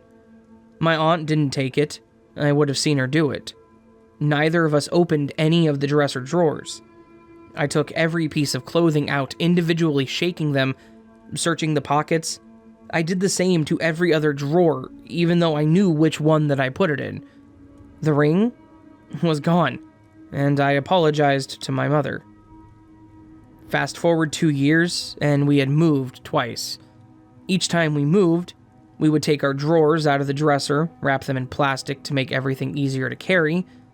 Throughout the 2 years, I had rearranged the contents of my drawers multiple times, moving things in and out or just around. My left middle drawer was where I liked to keep certain jewelry items, but I would shove them to the back left corner and put clothes in the drawer as normal. I remember going into that specific drawer one day when I was 16. I was keeping jeans there at the time. I opened the drawer and lifted a pair of jeans right at the front of the drawer. There at the edge was a little black velvet box. The first thing I thought was, "You've got to be kidding me." I opened it, and sure enough, the ring was in there. I had searched everywhere for that ring. At 14, $225 was the most money I had ever had at one time. I took every piece of clothing out of every single drawer. I searched through my little jewelry section and opened every box multiple times. I'd gotten rid of clothes and bought new ones. I moved twice. I rearranged my clothes every few months at least, and I kept my jewelry towards the back. When I put the ring under the jeans, it had been at the very front of the drawer, and I found it in the exact same spot. Except, instead of the top right drawer, it was in the middle left. Whenever we moved, I never really put the drawers back in the same spot, so they would get rearranged sometimes. The jewelry being kept in the middle left is coincidental. I gave the ring to my mom, and to this day, I have no idea what happened. My second story isn't as exciting. This happened maybe a year ago. I'm about to turn 30 in a couple weeks. I'm married, and my wife and I were going to one of our favorite restaurants. Coming from my house, we would make a left turn at the end of a road where there is a light. We drive about 250 yards and make a right at the next light. The restaurant is fancy, and we're both feminine women. Sometimes I mistakenly put on her heels and such, and we don't wear the same size. And we don't have the same complexion. As such, we're leaving just on time to make our reservation at this really nice Japanese sushi and steakhouse place around 30 minutes away.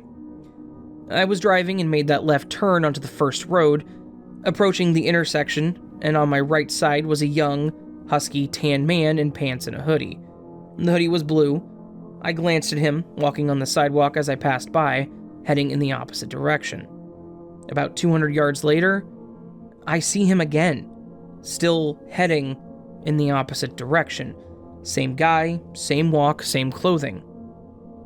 I said to my wife, "Was that a glitch in the Matrix?" She said, "Yup." And that was that. I was trying to pay attention to the traffic in front of me while making my way into the right turn lane. I kept trying to glance at my side view mirror and my rear view mirror to see if I could see him before I passed him. Like, try to see them at the same time, but it was kind of impossible. It was like looking through a window in the rain. It was just blobs of color instead of a clear picture. I kept going and stopped looking since I wound up passing the other guy and I didn't want to crash. We listened to creepypastas to fall asleep, and my favorite are time travel and glitch in the Matrix stories. I'm also obsessed with quantum mechanics and the like. I've performed experiments like the photons and electrons diffraction experiments, and watched as my physics professor used a magnet to move the electron waves in real time. I love theories of alternate universes and dimensions, and I've experienced both sides of multiple Mandela effects. Also, I knew my ring story had been a glitch, and I'm okay with not knowing everything, and in knowing that this reality may not be what we think it is. As such, I didn't have this mind-blowing reaction that everyone else seems to, or feel strange or sick in any way. I was comfortable with it, but I wish I could have seen what was in my mirrors.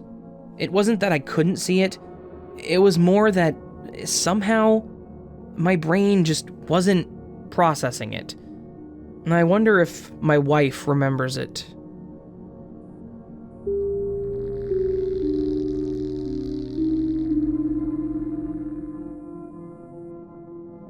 This is my first post in here, and I'd like to share my story because I've seen several experiences similar to mine.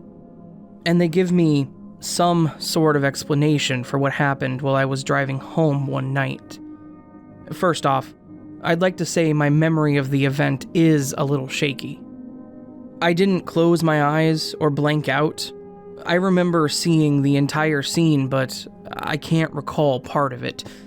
That's just how the brain reacts to potential trauma, but that may be of importance later.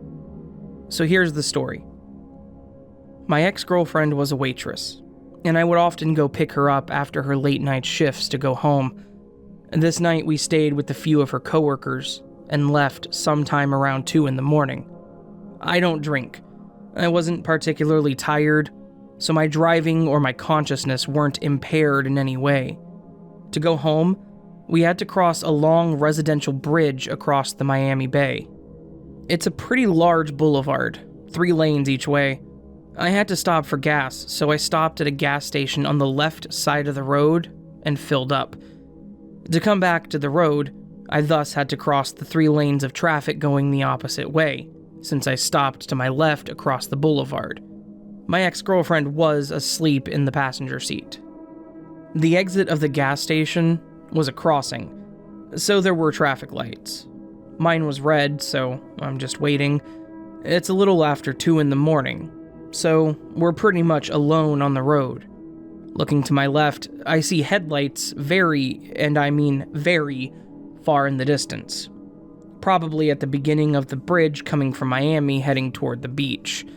Remember, it's a bridge I took pretty much every day, so I knew how to assess the distance. A few seconds pass, and my light turns green. I accelerate to start crossing the lanes of traffic to head left.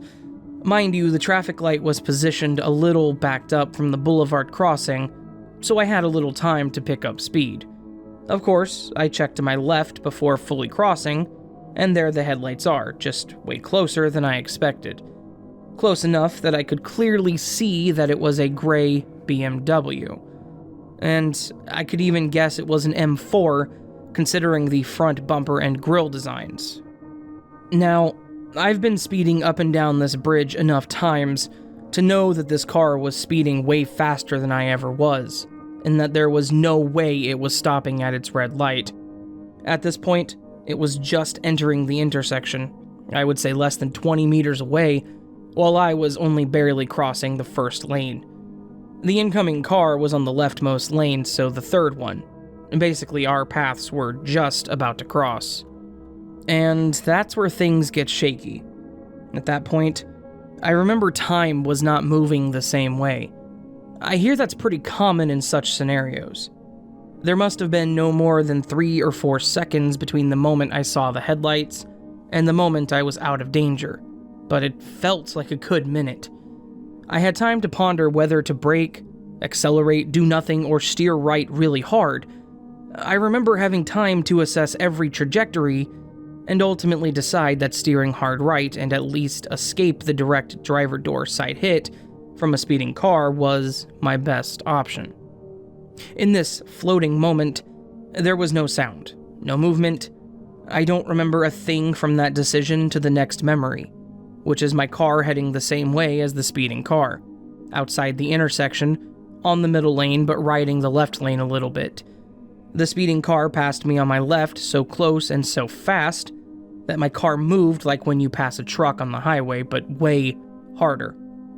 The car just kept going and disappeared into the distance, still speeding. Now, what weirds me out is the feeling I got after. First of all, I couldn't explain how I got from the middle of the intersection to heading left. opposite of where I was going, out of the intersection. It's like I jumped from point A to point B. Then, I had this deep feeling that if one single thing had been different, I was dead. It still weirds me out that my first thought after this was, hey, weird how everything was perfectly put in place for me to live. I was very aware of the fact that my life could have ended right then and there, and I felt like it should have been the outcome, so I was deeply confused. Then, I had a panic attack, which woke up my then girlfriend who didn't hear or see a thing. Seeing other experiences, I'm wondering whether all of this is just my brain having confused memories due to the sudden surprise, or if I just, for an instant, became aware that there is one universe where I didn't avoid that car, and one where I did.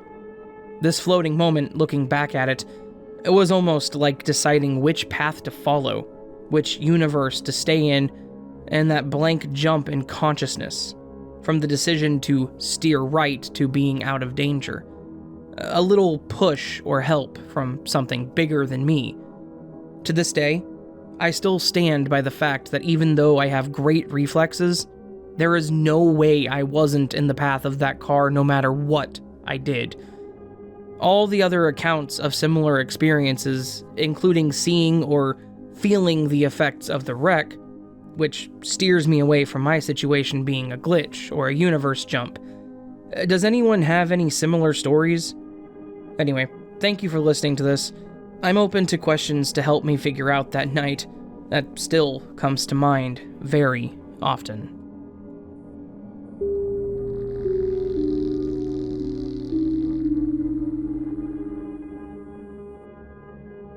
Have any of you heard robotic voices in the night? I've had quite a few incidences since my early 20s. It started when I was pregnant with my first child, and they've continued to present day. I remember the first time this occurred quite vividly. I still lived with my parents. One night in particular, I was laying in my bed trying to fall asleep, not tired at all. I'd been laying in bed for a while, deep in thought, thinking about God only knows what weird crap goes through my brain on the regular, when suddenly, I heard what seemed to be an inaudible, yet audible robotic voice. I couldn't tell the gender of the voice, but if I had to choose, it would be female.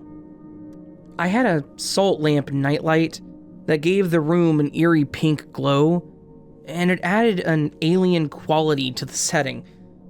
I'm not sure what the voice said, but my name was the only thing I could almost clearly make out.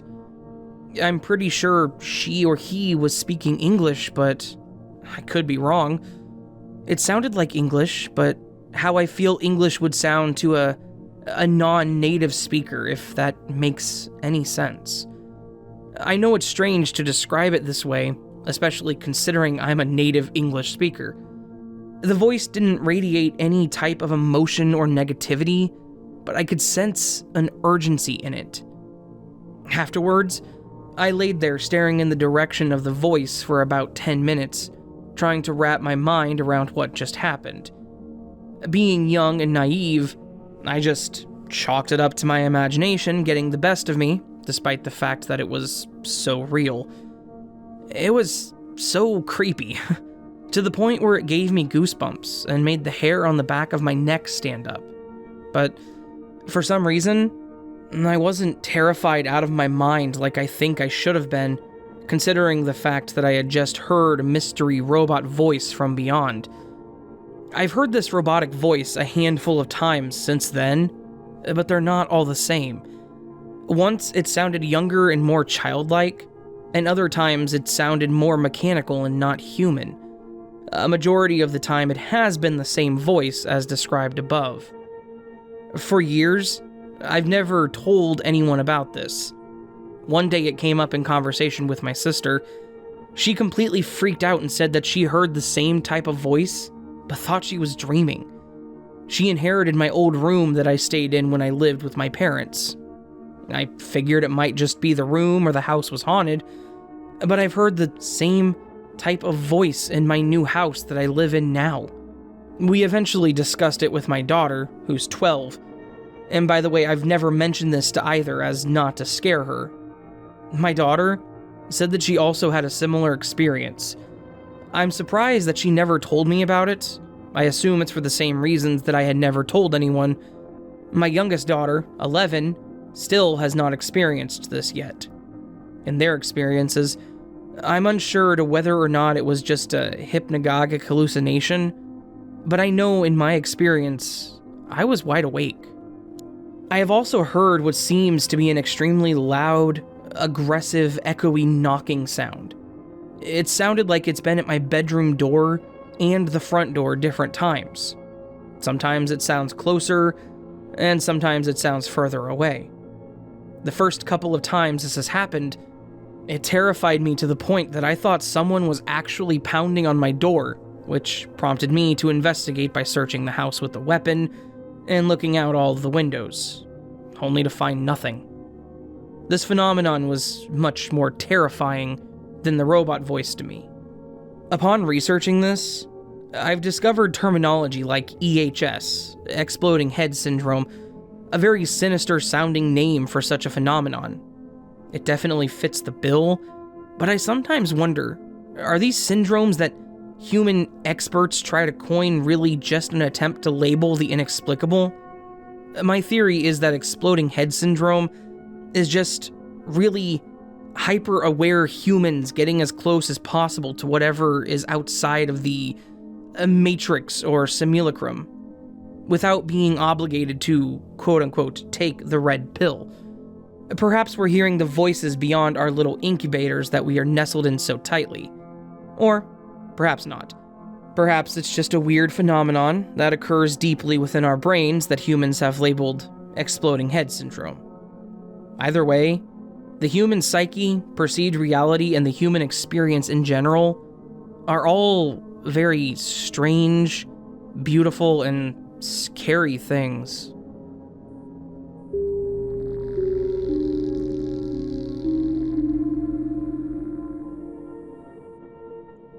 This is my very first post ever. As soon as I saw this subreddit, I knew I would have to share my experience.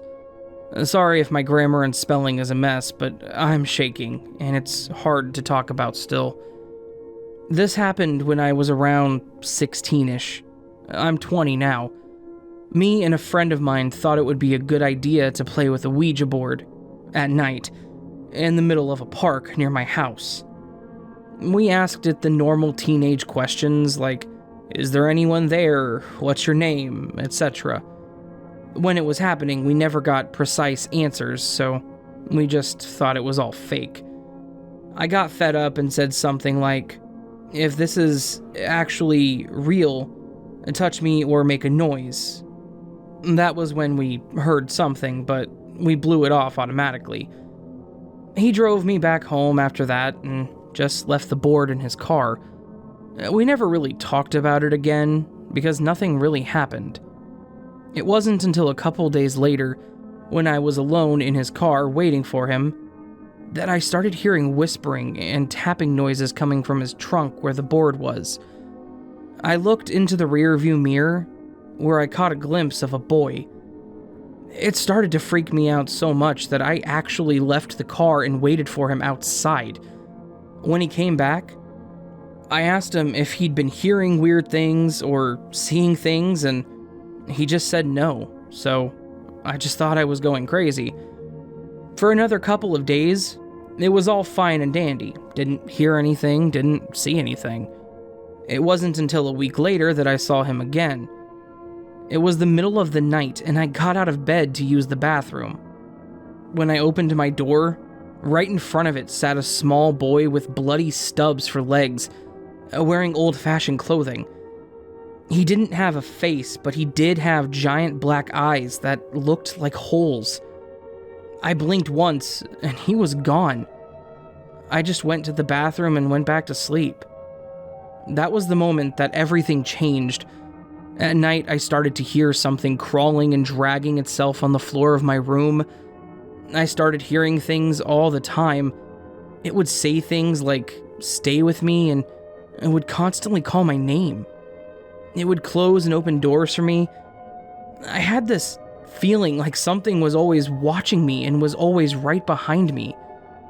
I saw him once again after all of this started.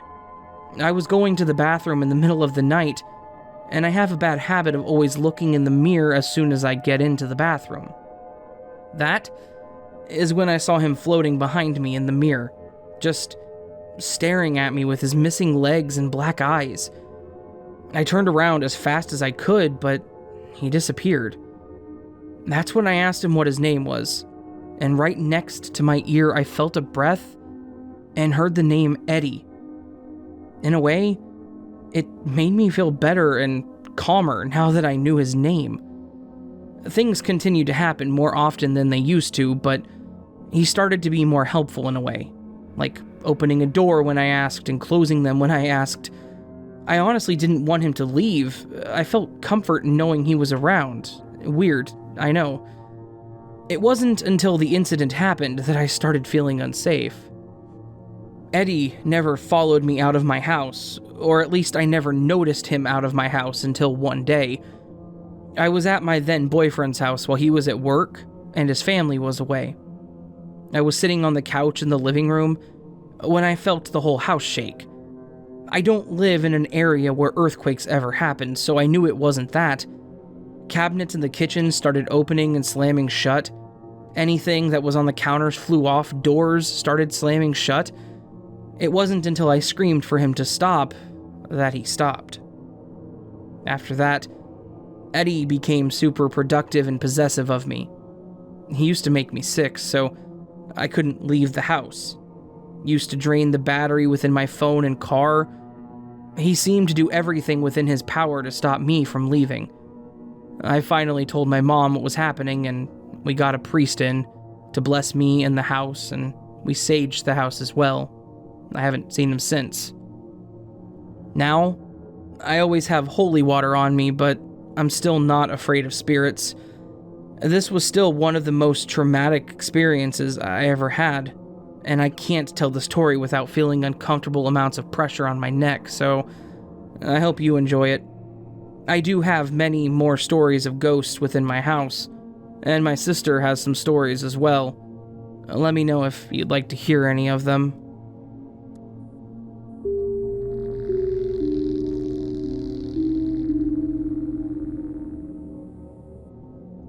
I was 17 at the time of this event occurring.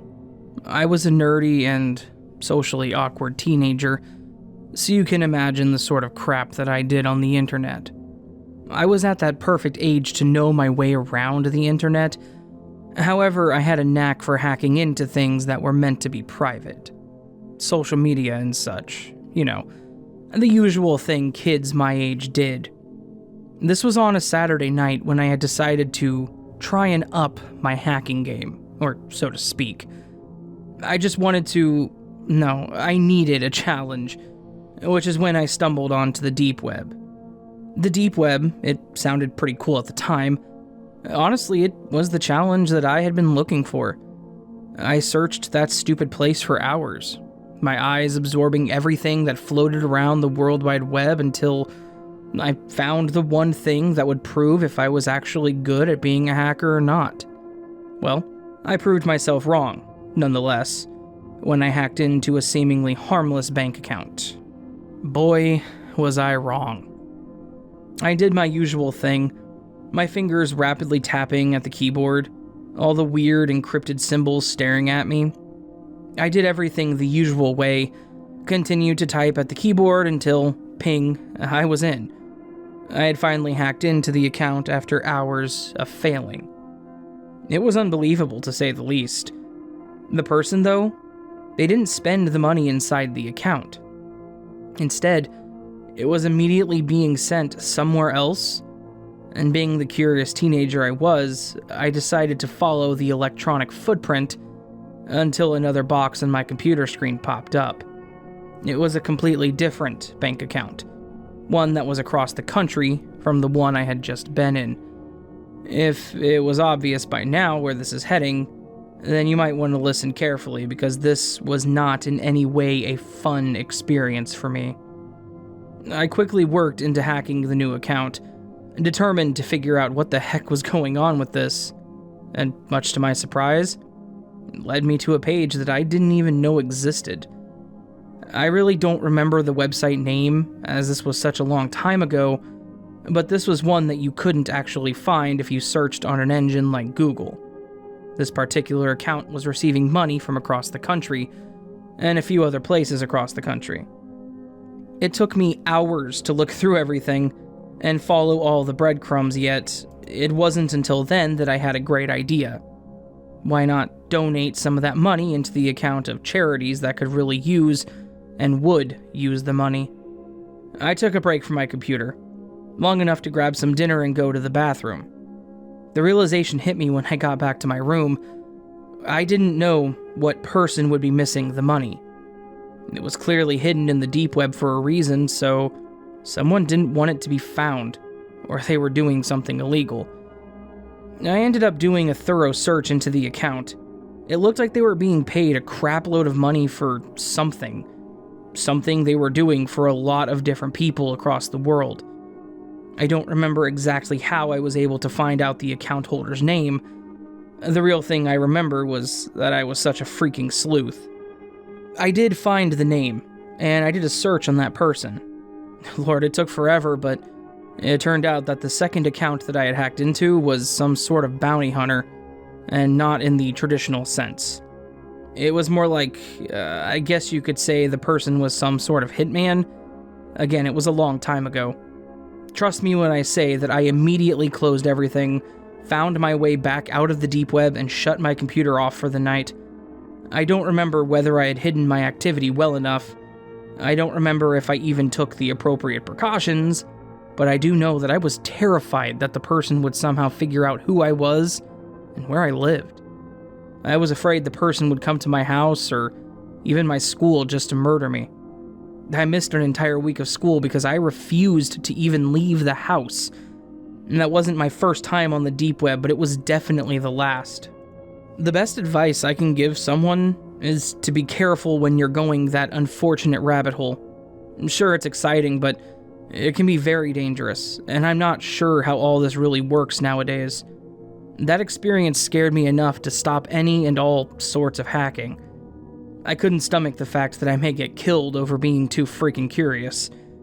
If you're absolutely certain that you want to go into the deep web, then please, please, take all the precautions to protect yourself and your family.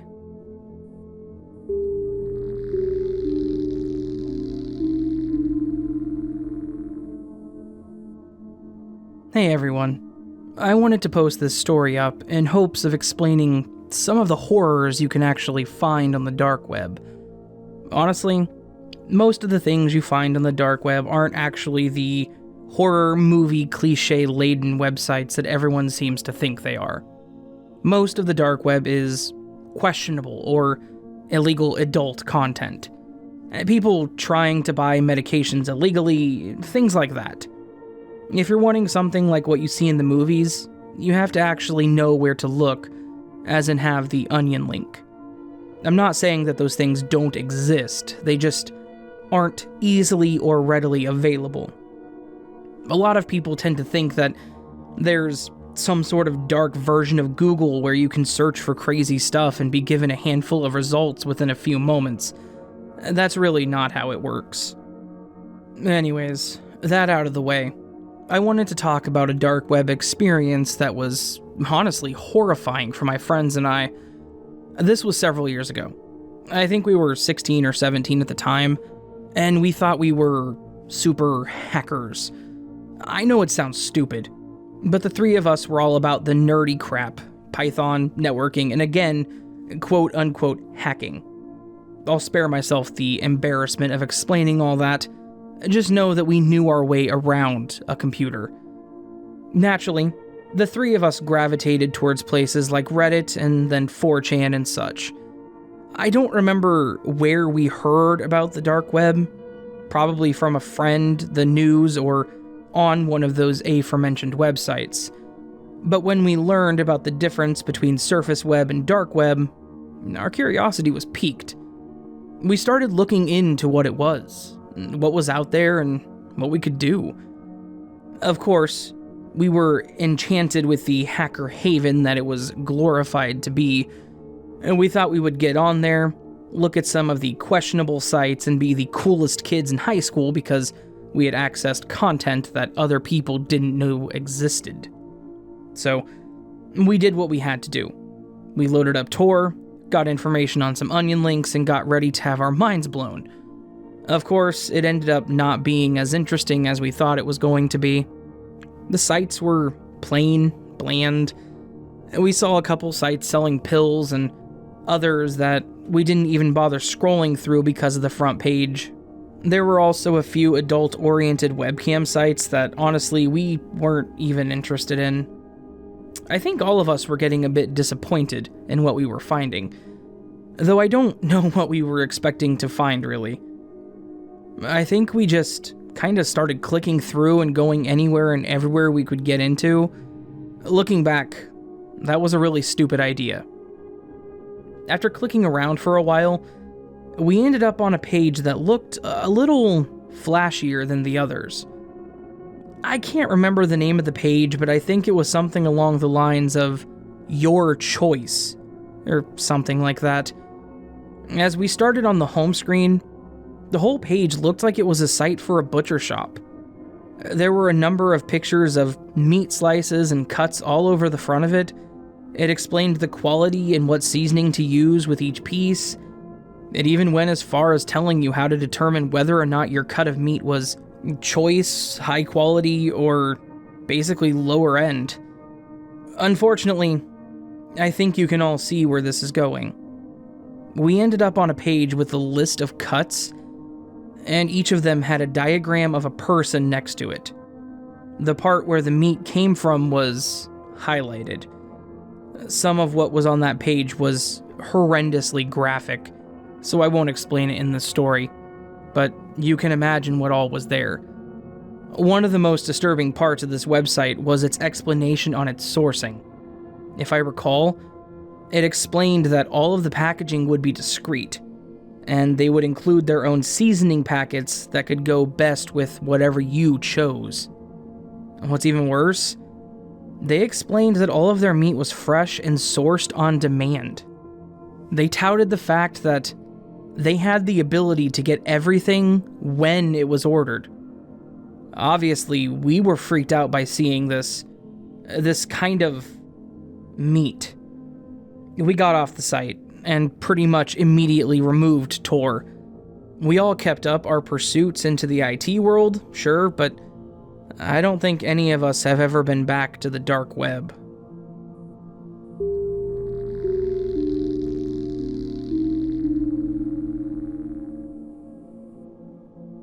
My fiance and I live on the edge of a large townhome/apartment community, and our unit is towards the back, abutting the woods. There's nothing between the neighborhood and the highway, a short distance through the woods, and it's generally very quiet. Last night, around midnight, we went out to smoke and were standing in a little clearing next to the woods. We do this all the time. Everything was normal. We finished up and started walking back towards our house, when suddenly, I experienced the most brief, sudden, brightest flash of pure white, bluish light that encompassed my entire field of vision. It illuminated everything I could see, including the sky. Then, went back to normal. It felt like it lasted less than a millisecond, and I thought it was just my eyes playing tricks on me. I was about to say something about it just in case, because I immediately felt a sense of impending doom, when my fiancé suddenly said, "Did you see that light?" I looked at him and nodded, and he just said, "Run."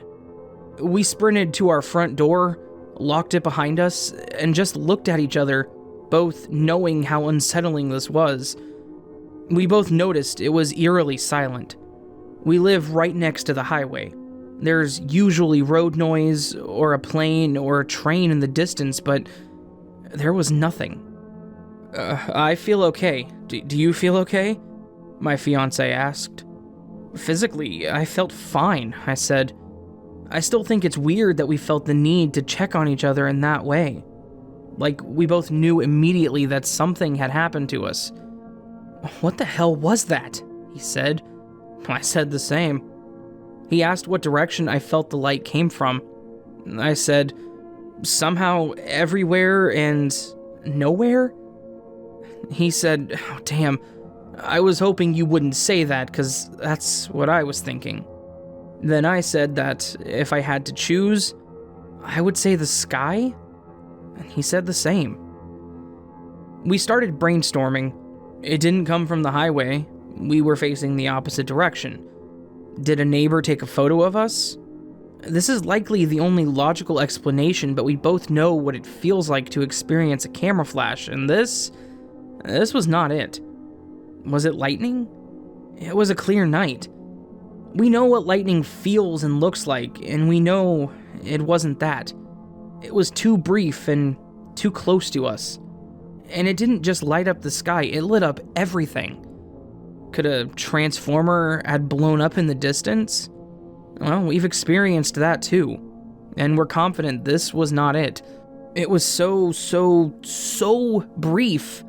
We both said we thought it may not have happened.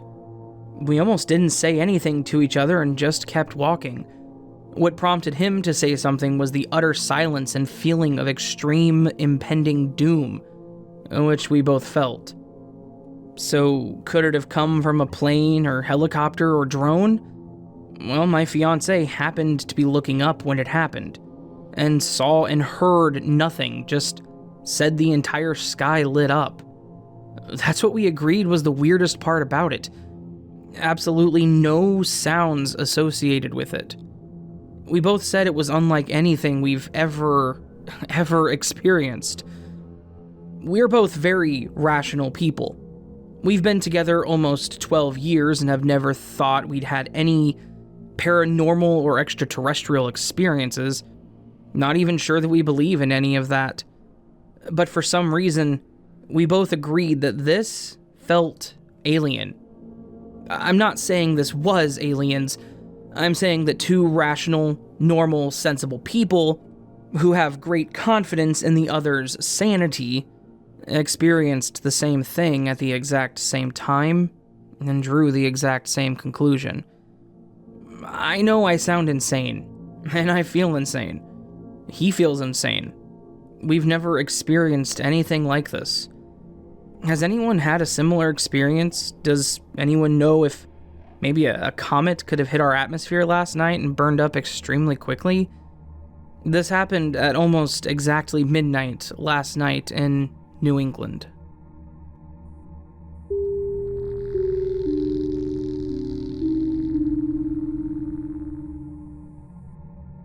This happened a couple of years ago. I don't remember the exact month or year, but it couldn't have been more than just a few years ago because Bitcoin was at or near its peak. I used to spend a lot of time on the deep web, mostly on forums and things like that, but never on anything that was explicitly illegal. I know that sounds incredibly convincing, right? Believe it or not, there are pages on the deep web that are good for entertainment. Some of them are in the gray area as far as ethics go, but again, not explicitly illegal. And some of them only become illegal if you take action on the page, I think. Look, I'm not a lawyer, so I don't really know. Anyway, I was browsing pages without intentions on actually doing anything on them. I was just perusing through random onion links to see what interesting stuff I could find. After checking out some random pages that sold things that were definitely not legal, I found a page that, well, again, was definitely not legal. From the start, on the page, I knew that this site was serious. The name of the page was something like L.H. Oswald Solutions, an obvious allusion to Lee Harvey Oswald, the man who assassinated JFK. Honestly, seeing that kind of made me chuckle. Something about using Oswald's name for the page was genuinely humorous. After reading their information, it was pretty clear why they had used that name. The entire page was meant for users to pay Bitcoin and hire a hitman. The page explained that they had top-tier men working for them, and price categories as well. The product started at intimidation and included things like arson, murder designed to look like a failed robbery, and had other tiers that were meant to make it look like an accident. The last one was the most expensive, obviously, and they gave scenarios on how they could make it happen, including hiking incidents, accidental drownings, and car troubles. Now, I had no intent on doing anything on this page other than reading what they had to say, mostly for personal entertainment. But then I got to the bottom of the main page. They had a full-on legal disclosure, which I thought was hilarious. It explained what actions you could take if they failed, and it laid out their personal guarantee that they could find anyone and everyone without fail. Immediately after this was a small note on the bottom. We can find anyone, and we can prove it. Click here for proof. Now, I know what you're thinking. No sane person would ever click that link, and no one could be so stupid as to click it intentionally. I didn't want to, but I had to. I had to know how they were going to guarantee that they could find anyone. So, I clicked the button, and the page switched over to a plain black site with a smiley face and an hourglass icon that indicated it was loading. After a few seconds, the hourglass turned into a check mark. At first, I thought that was it. It was just going to sit there with a check mark, and that was that. Then, much to my surprise, my cell phone started ringing. Obviously, I was freaking out inside, but I answered my phone anyway. I said hello. The voice on the other end was digitized, thankfully. It basically said, "Here's your proof. Thank you for considering our services," a few times, and then hung up.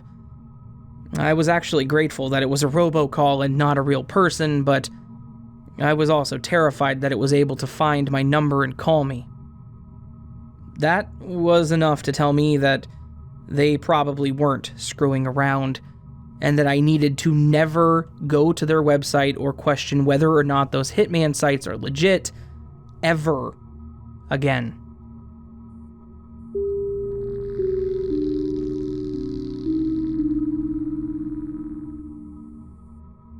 In high school, one of my best friends was a girl that I'll call Susan. She lived with her mom and stepdad out in the middle of nowhere. Even though we were the same age, her parents treated her a lot differently than my parents treated me. For one thing, I was expected to go to driver's training and get a license and a job. I saved enough money working at a fast food job that my parents let me buy a used car. Nothing fancy. I was expected to pay for all of the expenses for it. Susan's parents felt I was a bad influence on her because of my job and my car. Susan wasn't allowed to take driver's training or get a job. After we graduated from high school, I joined the military and lost touch with Susan. In the early 90s, living on my own, my parents called me at work one day and passed along a message that Susan had called and wanted to see me. I was really excited to see her. I loved her like a sister. She said she was staying with her mom and stepdad and asked if I remembered where they lived. Of course, I told her. We made arrangements for me to pick her up one night. She still didn't have a driver's license. We were going to go to dinner and catch up. The night of our get-together, I drove to her childhood home. I went to the back door of a screened-in porch, and I couldn't help but be a little disturbed or puzzled at what I saw. Stuck to the ceiling were covers of dozens of paperback books. The books hung down from their covers on the ceiling all over the room. On the wall facing the door of the porch, there was a large picture of a half-man, half-goat. It was holding something in its hand, but I don't remember what. There were about 10 bowls with candles in them on the floor and on tables. I was taking in all of this when I heard Susan say, "Janie, come around here. We don't use that room anymore except for special purposes." I went around to the front door and she let me inside. There were 3 chairs set up facing the door, and 3 people were sitting in the chairs. I recognized her mother as one of the people. Her stepfather, wearing nothing but an open bathrobe, was leaning on one side and drooling. There was another woman seated that I didn't recognize. No one introduced me to the other woman. I smiled and said hi to all of them. Susan stood off to the side of the half circle of seated people. None of the people responded to my greeting. They just stared, unsmiling. No one said anything. They seemed to be evaluating me. I started to get frightened, and I thought to myself, these people could murder me out here, and no one would hear a sound. So I said to Susan, "Are you ready to go?"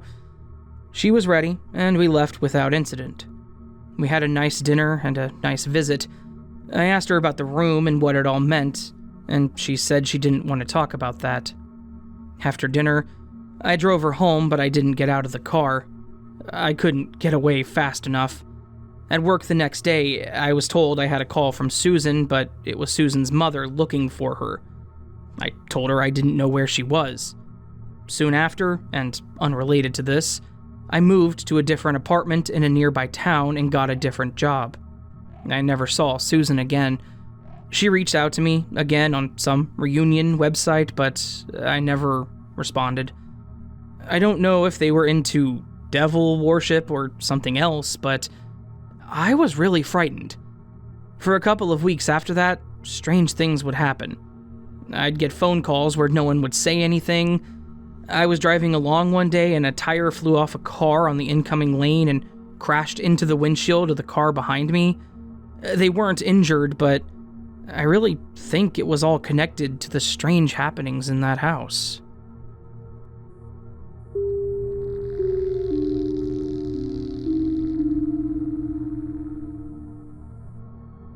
I was in California visiting my brother, who went to Pepperdine. So me and my fam are out shopping on this real big street full of amazing stores. The first night, we were on the same street for dinner, and in fact, we spent a lot of time on that little strip. So there was a homeless man sitting on the side outside the restaurant, and as we were walking out, my dad gave me a $5 bill to go give to the homeless man. He had white hair and a long beard. He kind of reminded me of Gandalf. I handed him the $5, and he said thanks and nodded, and I smiled and skipped off back to my parents. Well, I started noticing this dude everywhere. Seriously, everywhere. Walking around the hotel parking lot, chilling out on the sidewalk like multiple times throughout the week-long trip. On our last day in Cali, we're back in the same area where I originally encountered the man. We're on the way to our car, but we decide to go into a souvenir store really quick. My parents walked out without me. Being the third child, this is very normal, and I'm not sure if my parents are even aware I exist sometimes. My life is literally the dark sequel of Home Alone. Once I realize my fam is not in the store, I'm walking out of the door trying to catch up, when the Gandalf homeless man grabs me by my shoulder and literally turns my whole body to face him. He looks me straight in the eyes and tells me how beautiful I am. He passes me a piece of paper all folded up and hugs me so tight. That was weird. And then he kissed my neck. Obviously, I knew this was whack, and once I was fully aware of the danger I was in, I untangled myself from him and booked it down the sidewalk to catch up with my parents. As I was struggling to get away from the man, he keeps repeating, "Don't show your mom, don't tell your mom," over and over. Like, come on, dude. I'm obviously going to tell my mama. Anyways, I run up to my parents, and I'm traumatized, and they don't even notice. I open up the letter he gave me, and it says, "I've been watching you. It's been such a pleasure being in your company for the last week. I find your smell and look so appealing. and you're the most captivating person I have ever come across." This was only a tiny fraction of the letter. There was much, much more, front and back. Unfortunately, I never got to read the whole thing because my parents finally noticed that I have this weird, dirty, and crinkled piece of paper, and the look on my face was probably priceless. Anyways, my dad grabs it out of my hand and reads it, but not out loud. He gets about halfway down the paper and then screams, "Oh, that's disgusting," and crinkles it back up and throws it aggressively in the trash.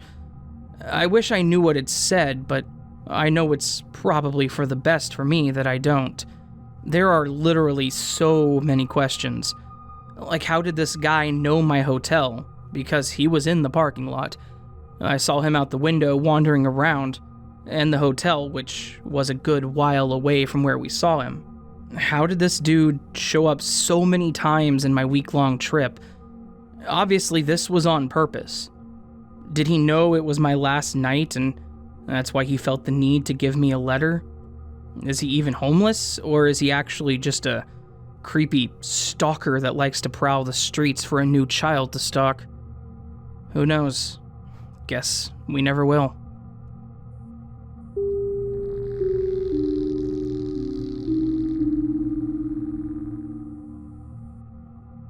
I'm not sure what happened, but I experienced something like this a few years ago.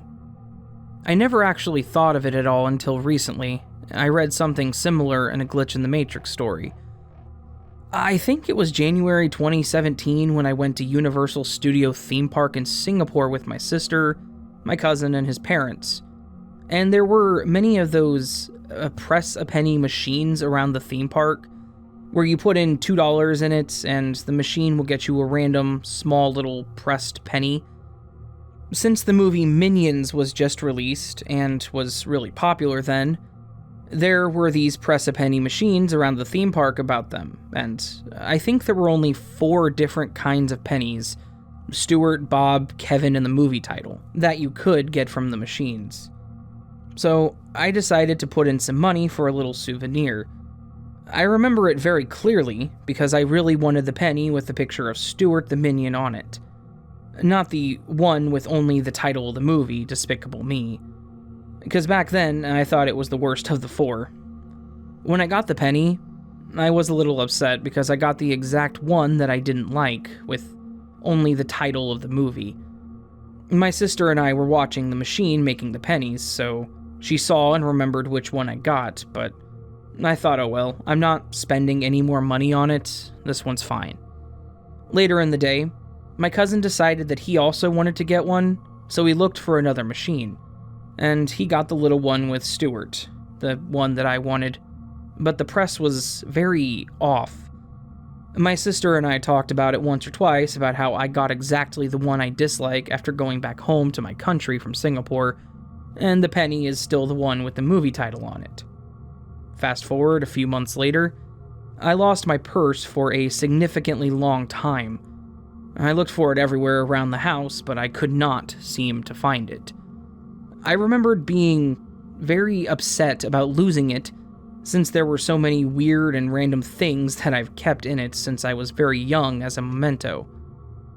I remembered asking my sister and mom to help me look for my purse from time to time since it disappeared. I didn't find the purse until about a year later, when I gave up searching for it. I found it right under my bed, which I had definitely searched for the purse before so many times. I didn't really think about it because I was so happy about finding it. A few days after finding the purse, I decided to move all the stuff in there to my purse that I used then, and I saw that penny again. I remember staring at that coin for a particularly long time until I realized what happened.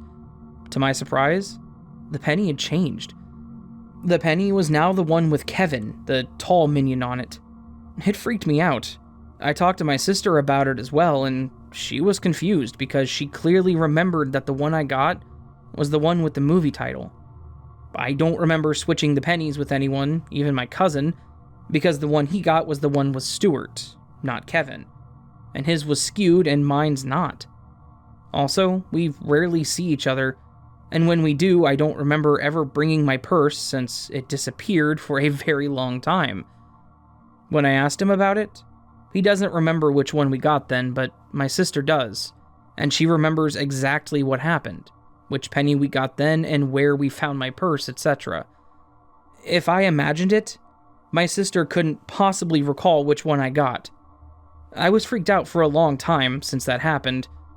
Could something possibly have happened to the penny while it disappeared?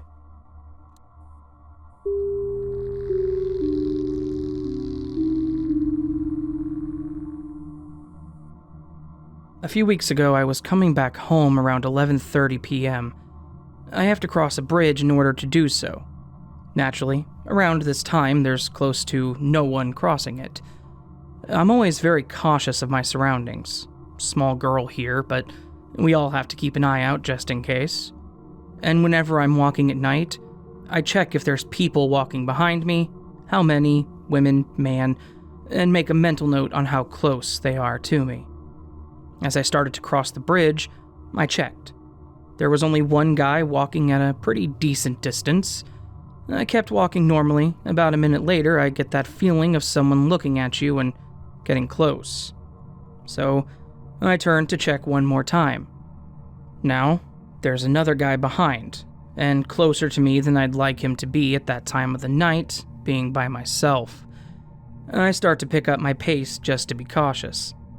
As I'm about to finish the bridge, I still feel him walking very close, so I decide to go inside the convenience store that's right across the end of the bridge and spend a few minutes in there until he's gone.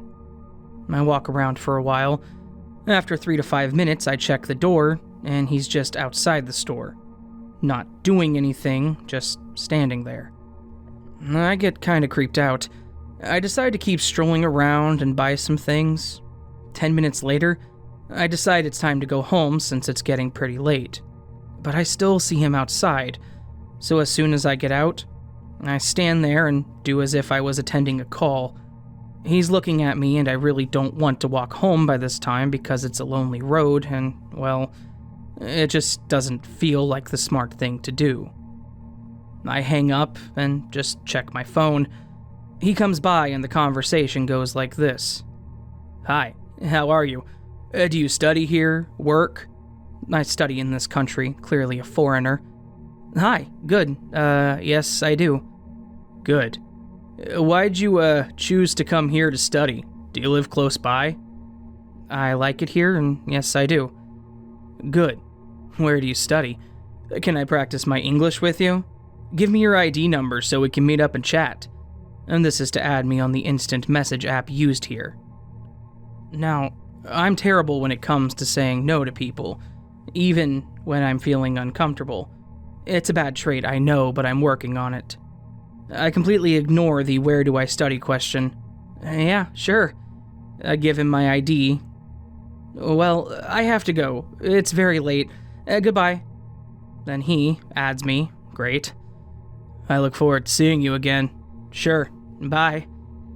As I turn around and slowly start walking to my house, I look back to see in which direction he is walking, and see that he is crossing the bridge. So, he went out of his way to come and talk to me, the tiny girl, in the middle of the night. Now, I'm not saying his intentions were not genuine, or he meant bad, but it was just very odd. I don't think it's the best idea to follow anyone around so late at night and wait for them to be outside the nice lit convenience store to ask for English practice or whatever it is they want. It would have been 10 times less creepy if he just came inside the store and did so. Any thoughts? I live in a safe country, but one must always be careful, huh? Anyway, take care, guys.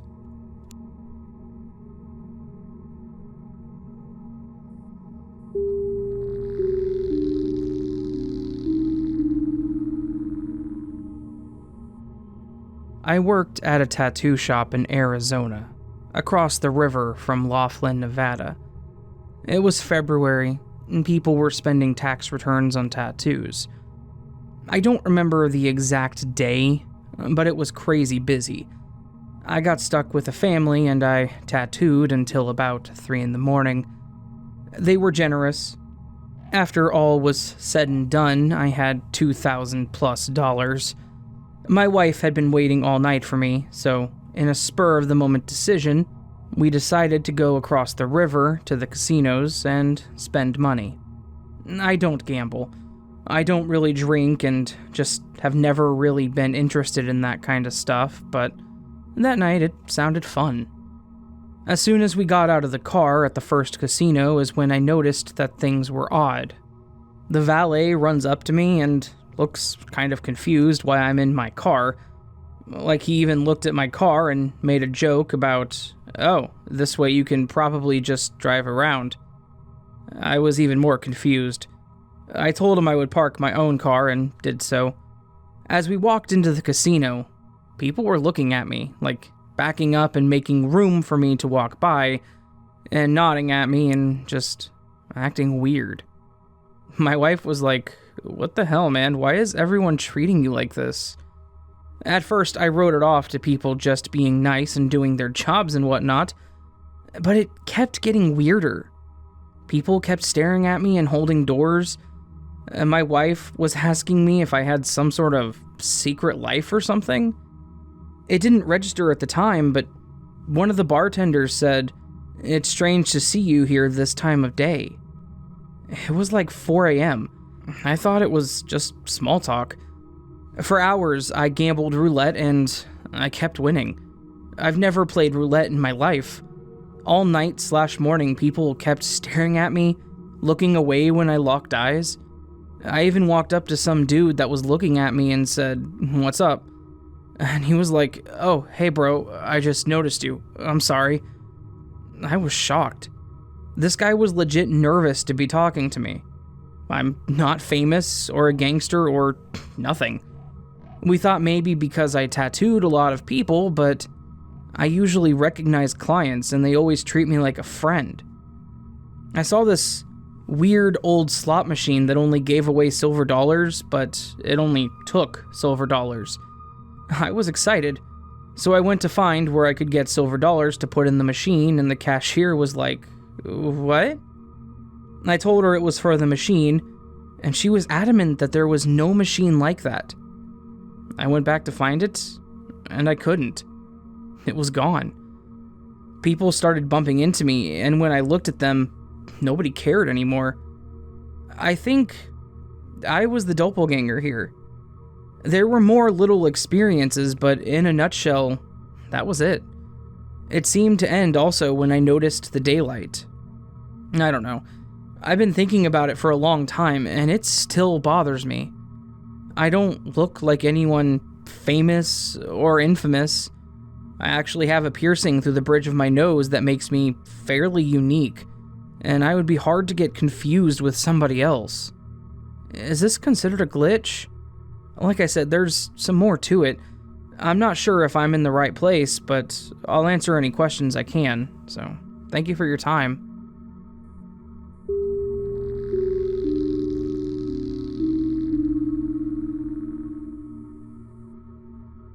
This story dates back to when I was a little kid.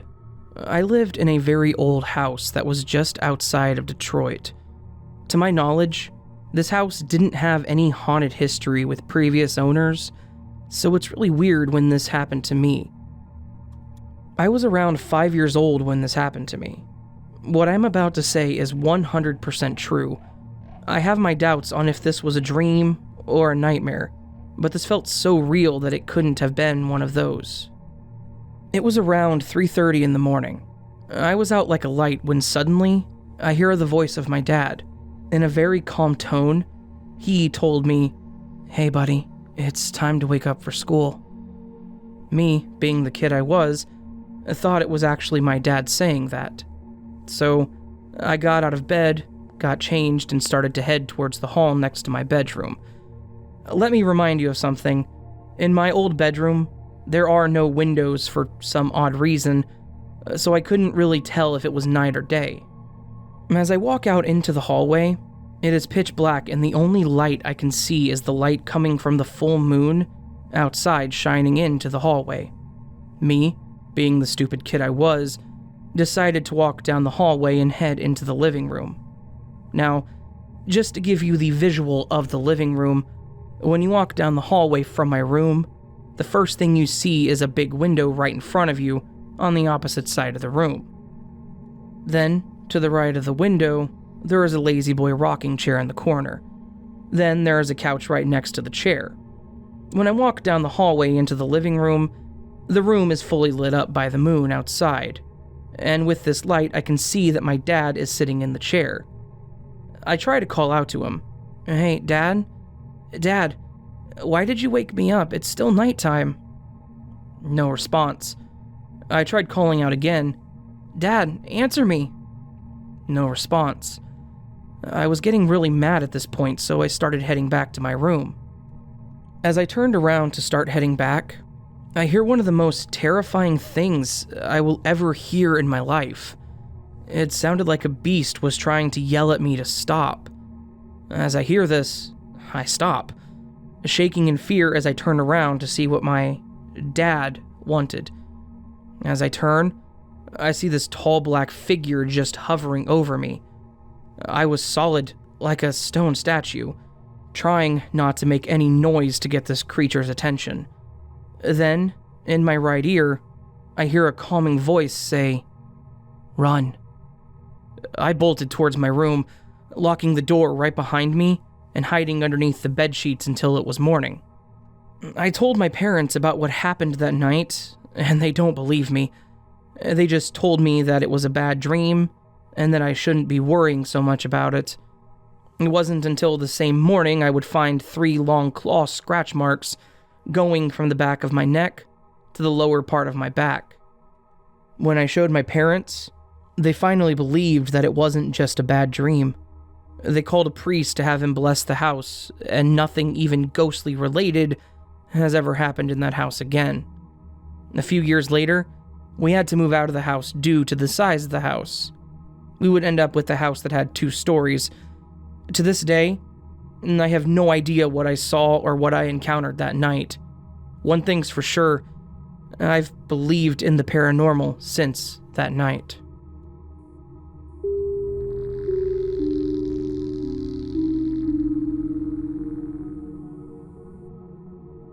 Never thought I would have a story to add to this sub, but it finally happened. And as I'd initially shaken it off, a strange dream brought me back to the moment that I'd experienced this past weekend. I was riding my bike down a long road with almost 0 vehicles on it. I was in the dedicated bike lane, scooting along as I'd done hundreds of times before down this stretch of road. There's about 3 feet of open gap between the curb of this road and the bike lane, followed by the 3-foot wide bike lane, and then finally the vehicle lane. Vehicles are not allowed to park in the gap or bike lane unless they're the city maintenance crew that service the road, grass, and noise walls of this particular stretch. Well, this day there was a big blue moving truck parked right out on the curb, wide enough to take the empty 3-foot gap, the 3-foot wide bike lane, and spill over into the vehicle lane. I thought, no big deal, as there weren't any cars behind me and I had plenty of space to move into the road to go around it. The spot where the truck had stopped was the only spot on the stretch of road where the shrubbery from the other side of the noise wall was growing into the ground and out the other side. It sticks out like a sore thumb. But anyway, as I was going around the truck and into the vehicle lane, the door to the cab of the truck flew open forcefully right as I was about to pass it. I'm talking like the person that threw it open was trying their best to hurt me, and waited for the best opportunity. At the last second, I clenched my teeth, swerved out of the way, and just instinctively swerved back into the bike lane and came to a stop. I was pissed off and full of adrenaline, so I screamed, "What the hell is your problem, bro? You could have freaking killed me," while dismounting my bike and making my way to the truck. Now this is where it got strange. There was no one in the truck. I went back toward it, and there was no one outside of the truck either. It was really just there with the door still wide open. There was nowhere that anyone could have slipped away.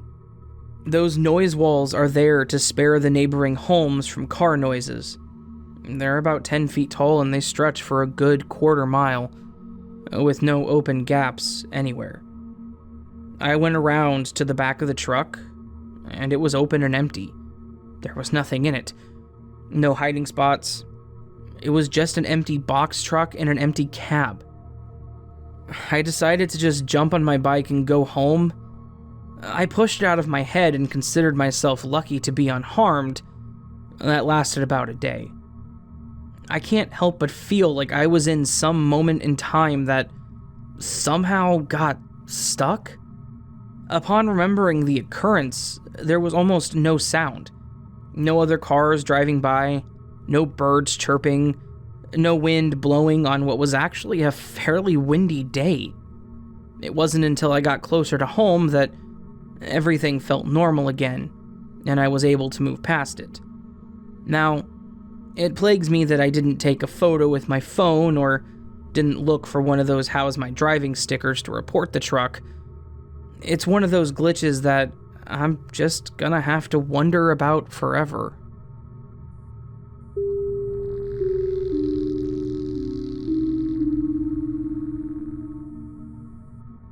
This just happened, and I'm still trying to make sense of it. So, some background. I had my 2 bottom wisdom teeth removed when I was 15. I'm 23 now, and lived in a different town than I do now. I got my upper wisdom teeth removed last year, as they were still too far up when they took the bottoms. I remember both well, because I don't get put under. I just get numbed for the removal. So I'm fully aware, and I asked if I could keep my top teeth. One was broken in removal, so I don't need that one, but I do keep the non-broken one. My mother is a dental assistant, and is there for anything that involves my teeth. A few weeks ago, I had a piece of food stick to the upper part of my mouth, where my wisdom tooth was taken. When I removed it, I felt a piece of bone. It happens sometimes, I guess. If the tooth breaks off, you can still have really small pieces come out.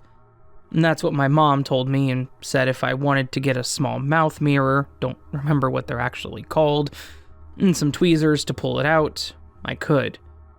I said okay, and go about my day. Over the next couple of days, it hasn't moved, so I asked my mom for one of those mirrors, and she asked me why. I reminded her about the bone piece, and she seemed really confused, like she hadn't remembered the other conversation. And I explain it again, and she says, well, I guess it's time to pull your top ones out. Baffled, I reminded her we already did, and she has no memory of it but doesn't believe me. Fast forward to yesterday, my mother called me while she was at work to schedule a cleaning. Once that was set, before she hangs up, I remind her of our confusion about my wisdom teeth. And she checks my x-rays, which were last taken February 2020, so after I remember them being taken out. She said with a giggle, well, I see 2 wisdom teeth staring right at me. I'm very taken aback now, and walk into my bedroom where I have my wisdom tooth sitting in a little container. It's the kind that you get from a 25-cent machine. It's definitely there, and it's not one of my bottom teeth because when we moved from the other town, I didn't get to pack my room. Irrelevant story, and a lot of my stuff, especially the small things, got broken or lost. I've moved 4 times since then, and I know for a fact I didn't have either of my bottom wisdom teeth. I thought removing the top 2 was maybe a false memory or something, but that tooth is still in my room. So what tooth was that? Side note, I know I'm weird for keeping the tooth, but thanks for reading. Edit. I wanted to check after reading the comments. I went to my appointment and checked my history and all the x-rays. There's no possibility of impacted teeth or an extra set, and no history of the top wisdom teeth being removed. So, I'm still confused and still have the tooth.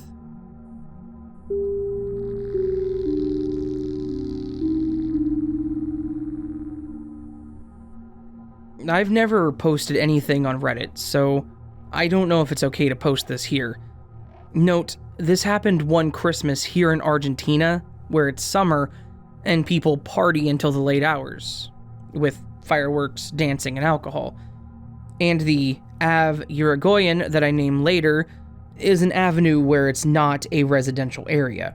It's a commercial area with shopping malls, markets, etc.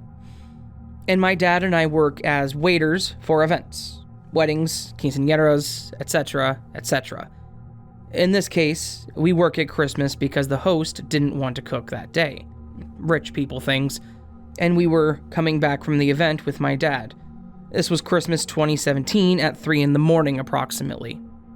We were both walking along Ave Urigoyen because our boss had left us there. We were attentive around us because we brought the money that we had just been paid that night, which at the time was a lot with a lot of tips, and we did not want any drunkards to appear out of nowhere to rob us. We reach a point where we were at this carrefour, that is in that place, where you had a clear view. There were no trees like there is now. You could see the other sidewalk without a problem, and the other corner of the block. I don't know if it's called that way. It was at least 15 meters away. The thing is, my dad and I look at the ground for a microsecond at the same time, and when we look up again, we had this dude who appears out of nowhere, jogging less than 5 meters away from us, facing us, basically running at us. We had to stop in our tracks because we couldn't believe what we were seeing. But that was not the most surprising.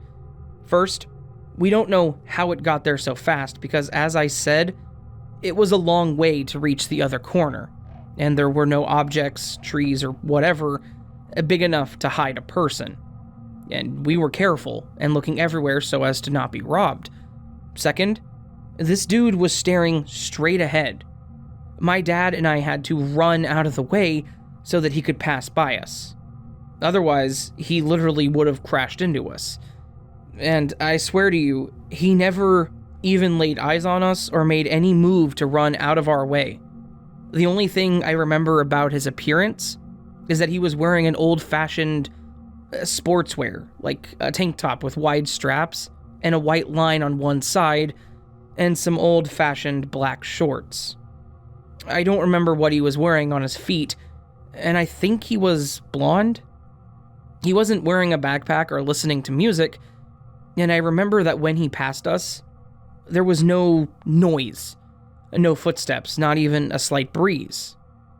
Also, who the hell jogs on a Christmas night when you have to be celebrating with your family and getting drunk with alcohol? I have no idea what happened that night, and I don't know if he was a time traveler or if another dimension got in the way of ours for a second. The only thing I know is that, to this day, it still gives me chills every time I remember, and I regret the fact that I didn't follow him to see where he was going.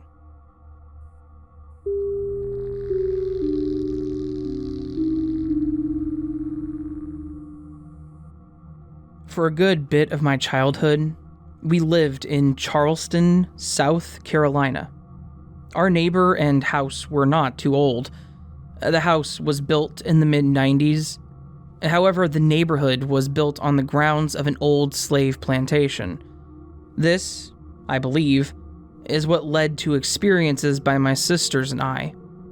I don't have one cohesive story, but more a list of things that we saw, or heard, or felt. I'll start with one story, and maybe post more later.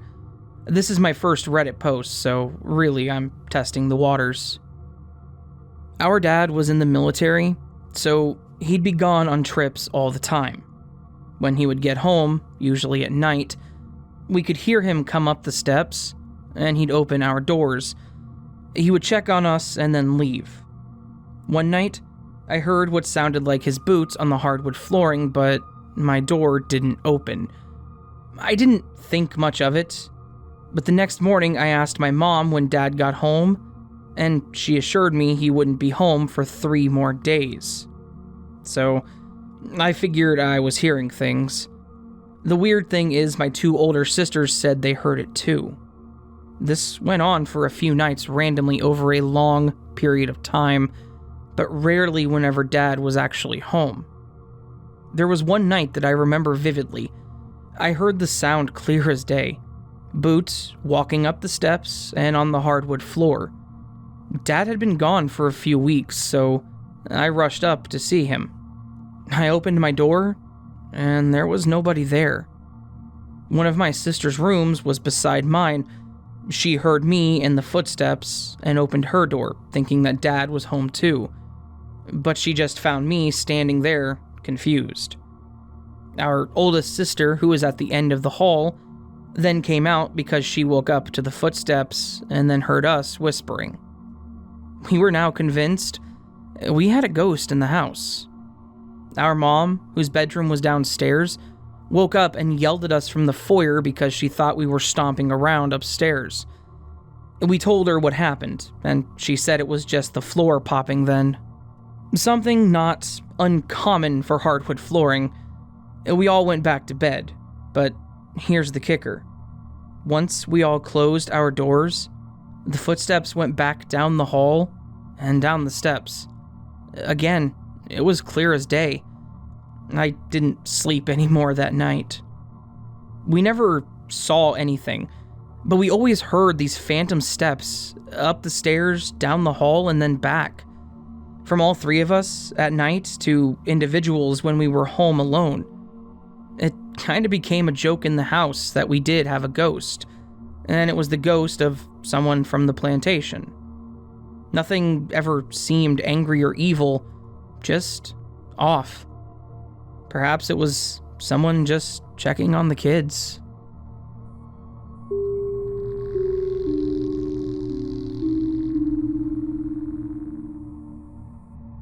So I've posted on this subreddit before about a time I had when I had recurring memories.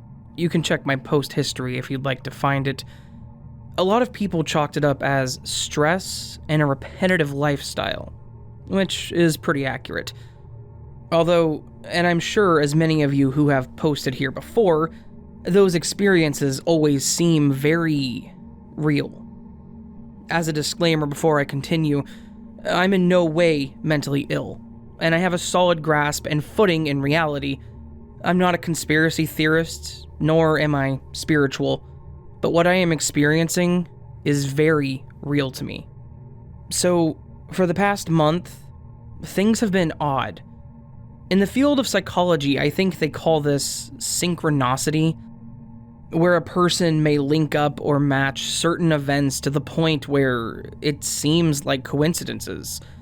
For instance, you bought a Nissan Altima, and now all of a sudden, you see Nissan Altimas everywhere. However, in my story, this is not the case. The small, yet peculiar events in the better part of the past month have been immediately sequential, meaning the coincidences are spontaneous and hyper-accurate to the point where it's terrifying. I was driving around and I thought of my friend's cat. Immediately, I saw a sign on the road by a gas station, Year of the Cat. I haven't thought about my friend's cat in a year prior.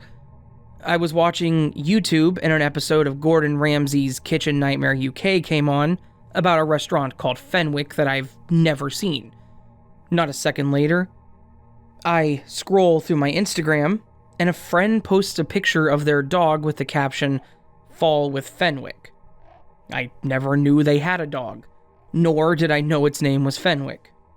A strange and quite unfamiliar name, at least to me.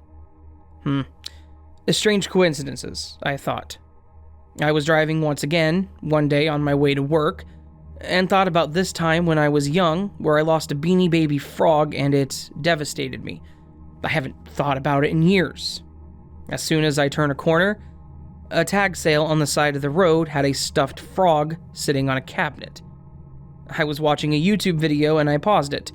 I scrolled a bit while the video was paused and I see an ad that says, "Wait, what?" in the thumbnail. I unpaused the video, and the YouTuber in question I was watching says, "Wait, what?" A second later, I get up to go to the kitchen and yell to my roommate that he needs to help with the dishes once in a while as a joke. And then he yells from the second floor, "Wait, what?" down to me. The list goes on, maybe a few more instances. This is just in the past month. I haven't experienced anything like this prior. So, maybe I am crazy.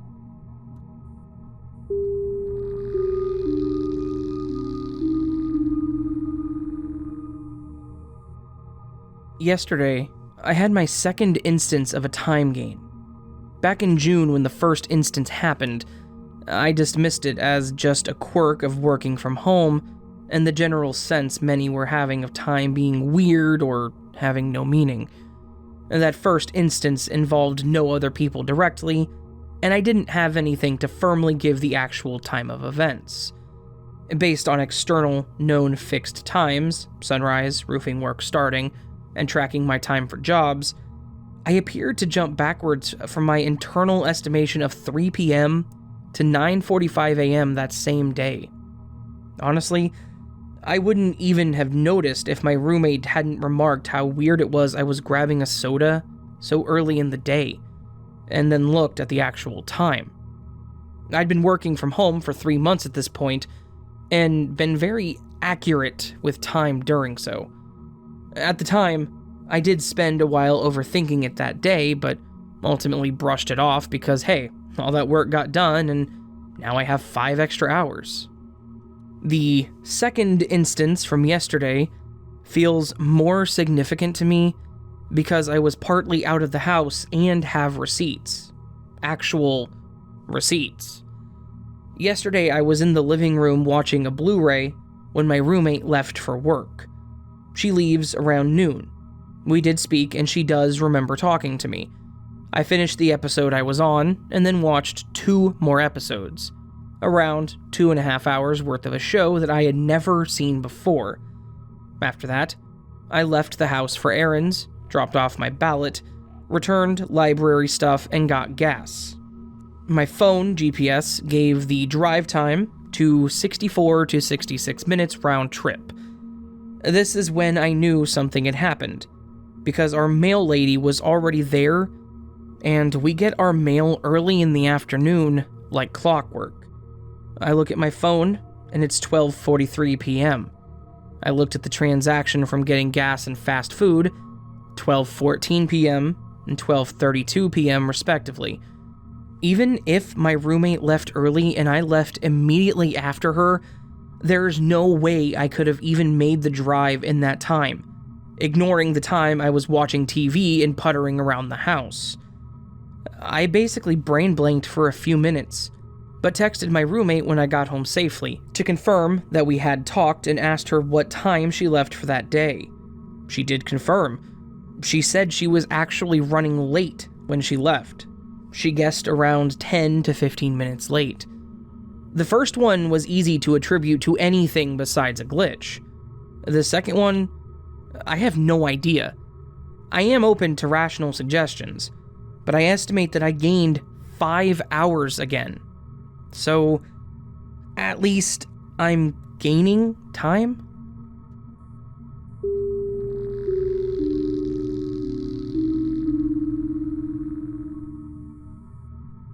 I posted this as a reply a while ago, but I thought it deserved its own thread.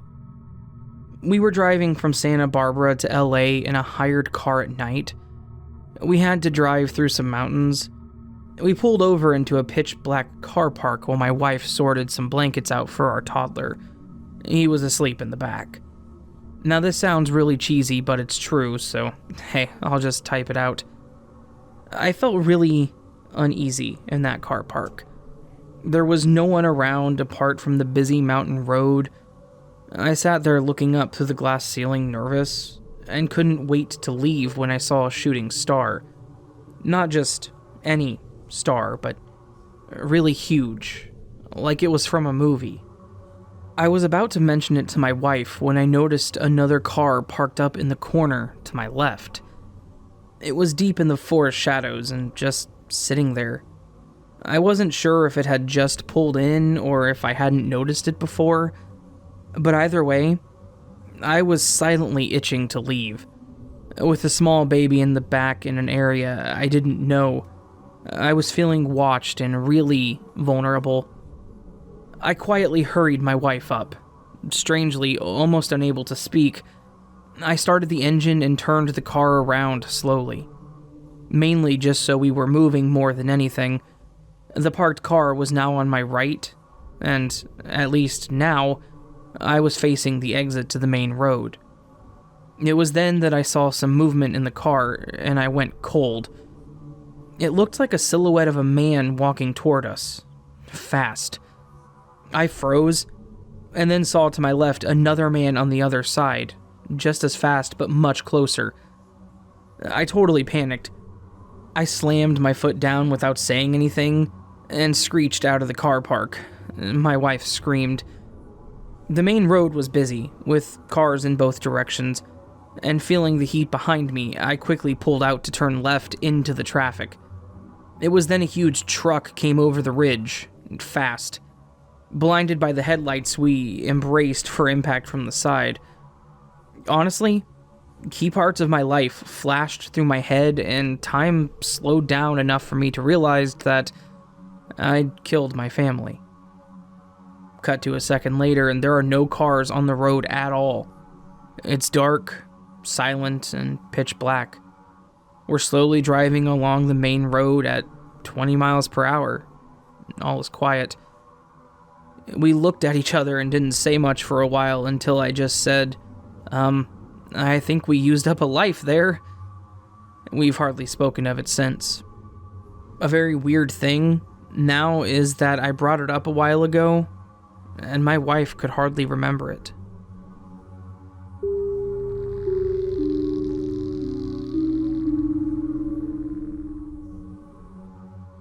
This happened about 6 or 7 years ago, when I was still in college. Some quick info about me and the class to help with the non-logic of the situation. It was mid-semester, so I knew the building and classroom by heart at this point. Honestly, no chance of a brain fart moment by choosing the wrong building. I'm pretty active and friendly in class, so even if I don't know every person's name, I know what they look like and have probably had at least one conversation with them.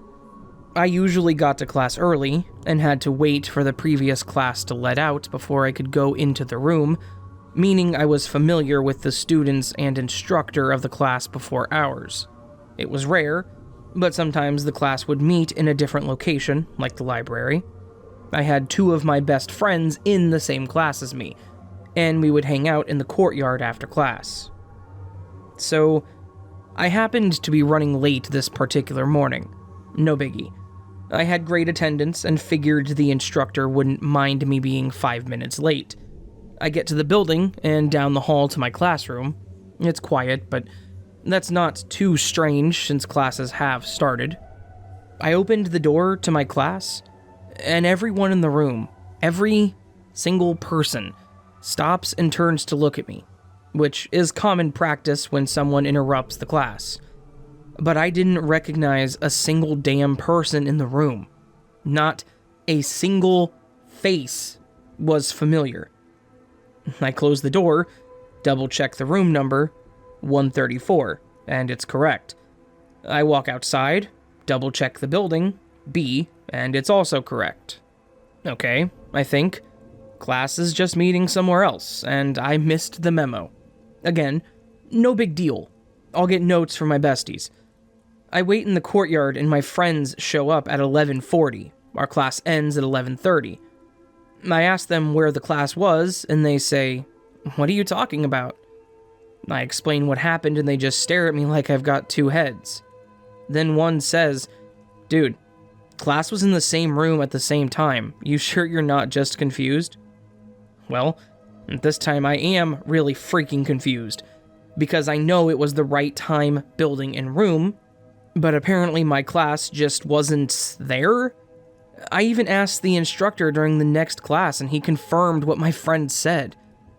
It still bothers me to this day, and I really can't explain it. Just to make an edit, since a couple folks have asked, I'll add that I asked the instructor during the next class if the previous class had been in a different room or time slot, and he said no. He also confirmed that no one arrived late or opened the door after class started.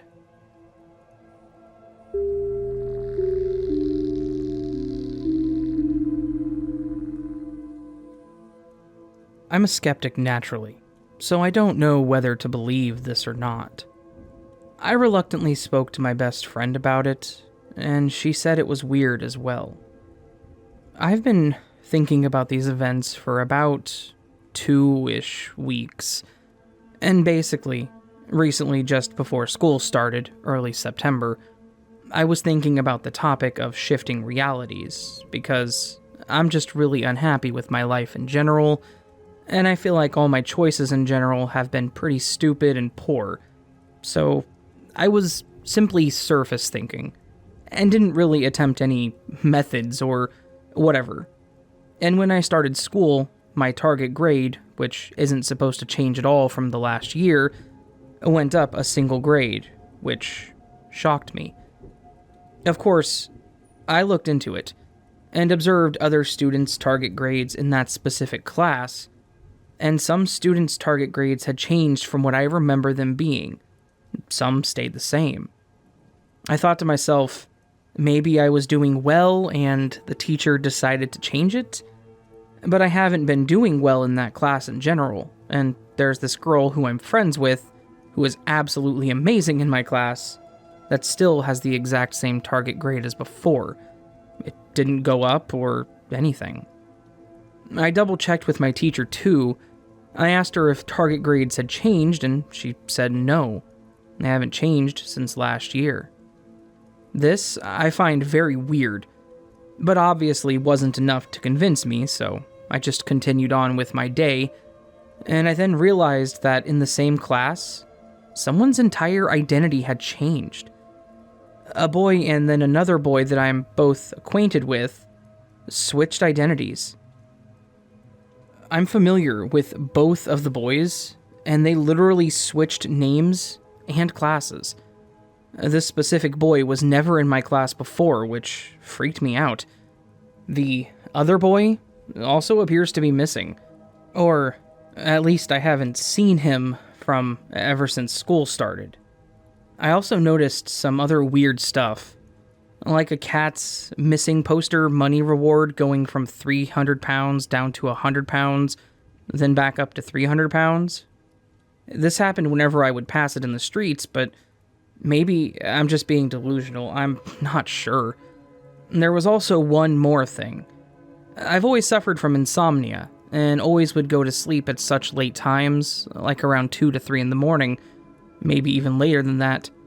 And then randomly, there was a period of time where I would naturally fall asleep at such early times, like around 7 to 8 p.m., which weirded me the heck out because I've never been able to do that.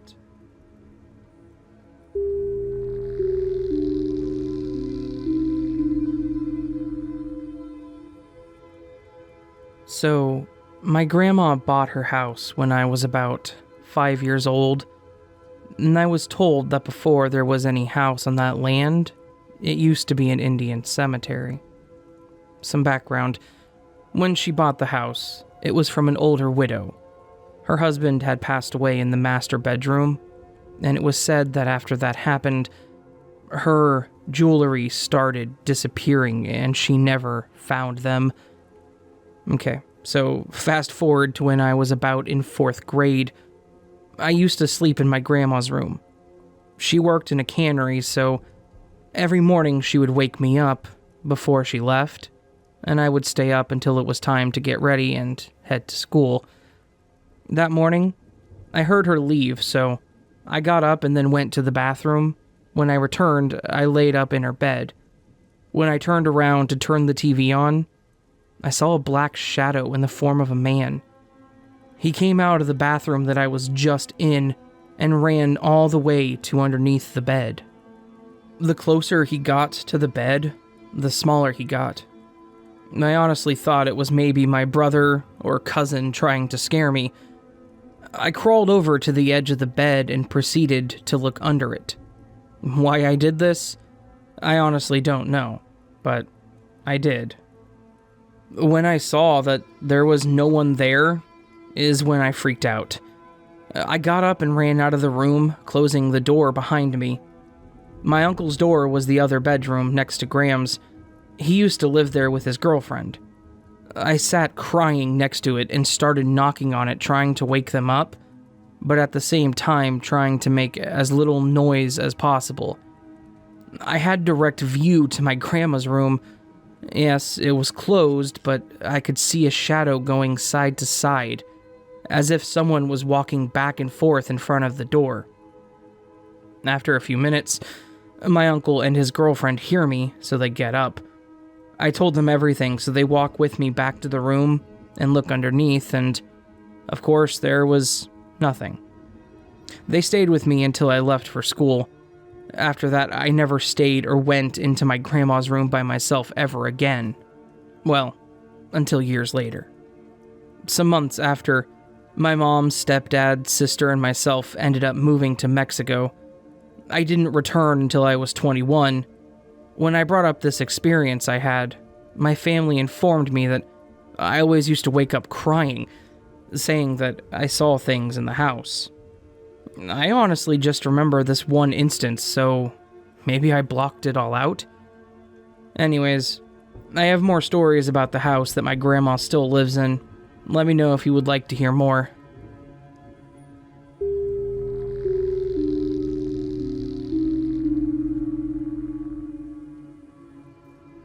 I have a face that is apparently quite common. Coming from a large family, I can never be sure of whether these are distant cousins or true doppelgangers. Here are a few of the events that may explain. Event 1. Summer camp. I attended summer science camp while in high school. In the next building over, they were holding a band camp. When I walked outside on the first day, a bunch of the band students ran over calling me by another name.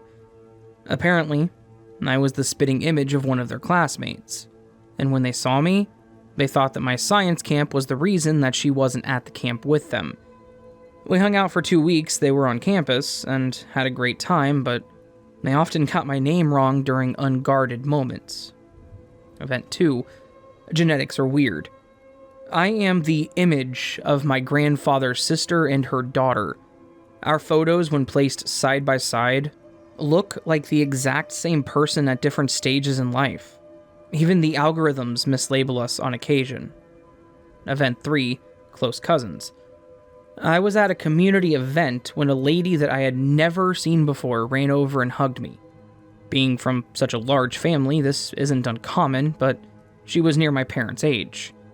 I then asked, do we know each other? It turns out, she thought I was her first cousin, who had been unable to make the trip, showing up as a surprise. They live out of state, on the same block, and see each other near daily, and are more like siblings than cousins. She took my picture in disbelief so that she could show her cousin when she got home. Event 4. My brother. A guy walked up to me in the mall, calling me by another name. I denied knowing him. He thought I was his actual sister. In Event 5, it's a miracle. I was shopping for clothing with my mom. When I arrived at the counter, they didn't speak, and had this odd look of expectancy and recognition. I was confused because I'd never been there before. I asked a question, and the sales associate looked amazed. One of them finally burst out, "Oh, it's a miracle." When I expressed my confusion, they explained that I could hear and talk to them, now. Apparently, at least one of my doppelgangers is a deaf mute. And to all of my skeptics, I know that my family genetics are strong, and since our family origins are all from the same state, and sometimes within a county of one another, one likely explanation is that we're possibly related. To all my doppelgangers, I send you greetings, and only add the request that you continue to be law-abiding. That's all.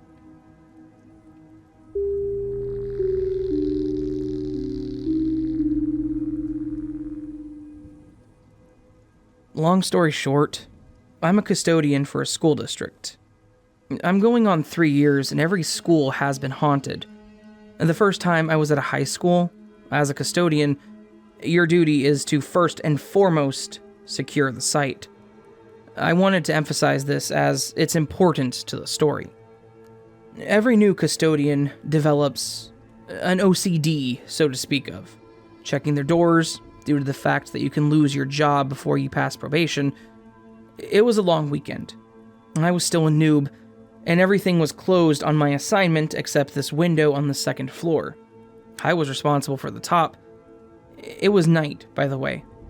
I couldn't find the window, and it turned out to be a back room in a classroom window. I would always check my doors. One of the doors was left open perfectly, like perfectly straight. Humans just swing and throw stuff around, and no one was around me. I know I didn't leave the doors open, especially because my job depends on it, but we'll let that go. I was at an elementary school, working in the office with my earphones on, and I'm the only person on the site. I'm cleaning a restroom, have my music on, and I hear a thud at the other end of the office. I take my earphones off, go to investigate. Nothing fell, nothing dropped. And again, I was the only person on campus. The second story of said elementary school, after you dump trash into a rolling trash can, you just toss them. No one cares about them. No one strategically puts trash cans anywhere, they're just trash cans. I dumped the trash and threw all the trash cans in the hallway.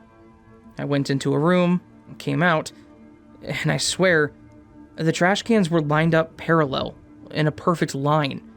The exact distance away from each other, I noticed. I got freaked out because no one else was there, and I would never put the trash cans that perfect. It was so weird. Not too long after, I'm studying on that same second floor on lunch for classes that I'm taking. I hear a doorknob rattle in the next room. I thought a supervisor was coming to check on me, and they do that randomly once a month, but no one was in the hallway. What's unsettling is that I, for sure, was the only person on campus. I secure the site every time. Last experience, and most recent, I was talking at a friend's house, and as we were having a conversation, his doorknob started to rattle. I looked at the doorknob, back at each other, and just continued the conversation and laughed. I can't make this up. I put everything I said on me, but schools are all haunted.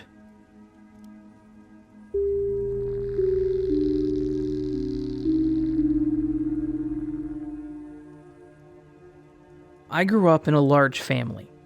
I'm the youngest of 7. We lived with my dad and never had a lot of money. Somehow, I ended up getting the basement room with no windows.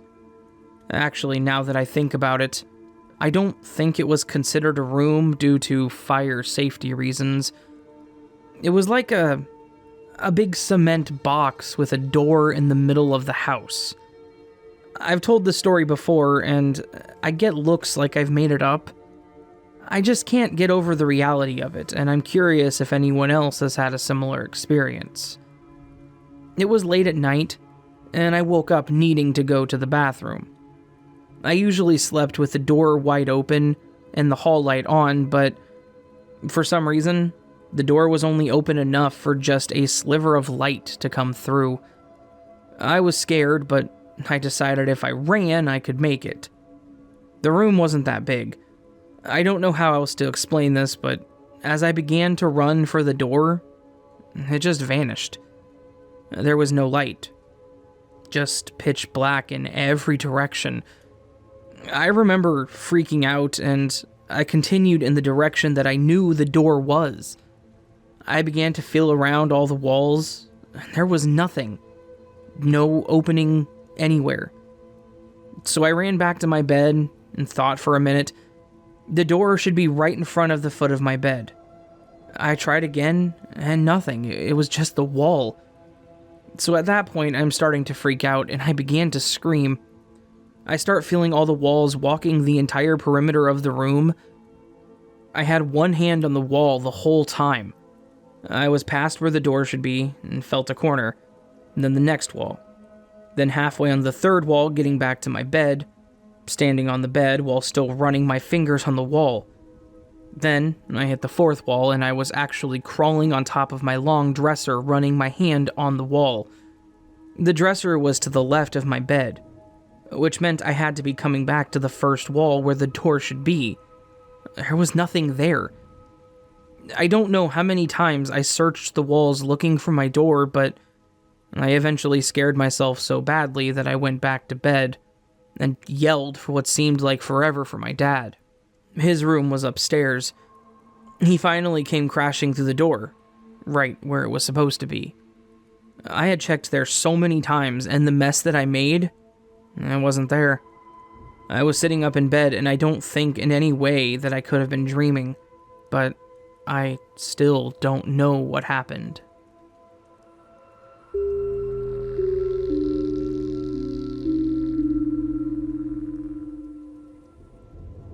I've been watching a lot of glitch stories on YouTube recently, so I thought I would come here to share mine.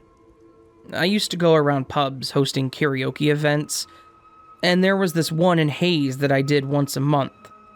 After being there a few times, I got to know some of the regulars.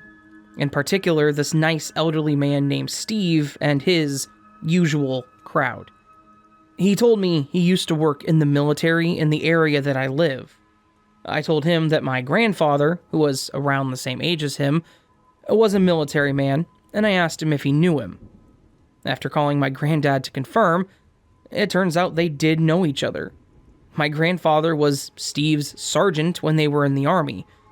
We talked further over the following weeks, and he shared many stories in his army life. He mentioned he knew my father and uncles, as my granddad told him about them during their time together, and oddly mentioned that he remembered one of my grandfather's grandchildren named Ben. He said he had been a chef for about 6 years, and he had just started to work at a pub in Woodside, Ascot. I told him that was a weird coincidence, as my name was Ben, and I was training to be a chef. We both shrugged it off, basically as him forgetting the correct name, as it was years prior that they had spoken about it. Later that year, I stopped hosting karaoke and focused on my catering job, as I had finished college and gotten a job at a small pub just near Bracknell.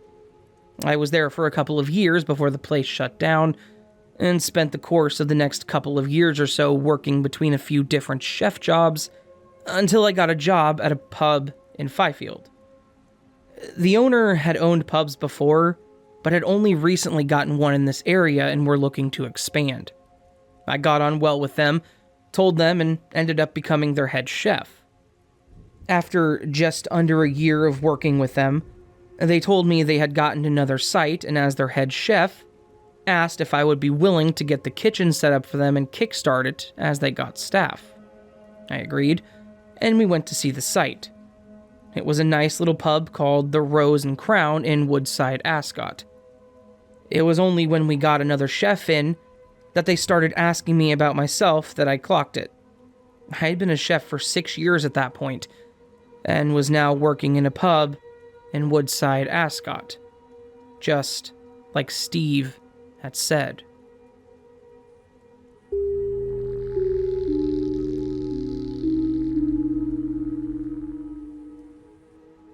This happened a few years ago when I was in high school, but it still weirds me out. It was around 9 p.m., and my little brother, his friend, and I were downstairs in the living room watching TV. My mom was in the kitchen, about 10 feet away from us cooking dinner. Everything was fine, and then suddenly there was a loud noise upstairs. I really don't even know how to describe it. Kind of like a huge bang, if I had to try. Anyway, I, being the person that I was and still am, ran to the front door and kept a hand on the knob, ready to run away if need be. My instinct to anything that scared me was literally always just run away.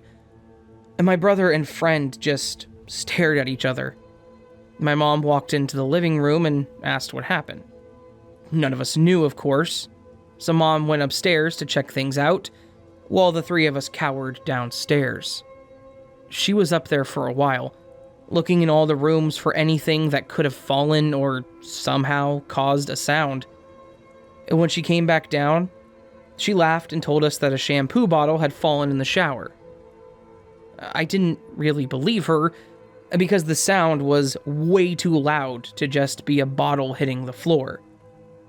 I didn't want to scare my brother and his friends, though, so I didn't say anything. The next morning, my brother went into his room. He and his friends slept on the couch, so no one had been in there since my mom checked it the night before, and saw one of his footballs deflated in the middle of the room. He told us all to come look. Huh. Well, that was what we must have heard, I thought. I guess it popped? But then, why would Mom say it was just a shampoo bottle? I asked her that question aloud, and she looked confused. Well, I actually made up the shampoo bottle falling so you guys wouldn't be scared. I didn't actually find anything last night. I looked in here and I didn't see the football at all. We were all terrified after that. Little bro was convinced we had a ghost, but our house was built only a few years before we moved in. But really, how could a football randomly just pop? And then, why wasn't it there the night before?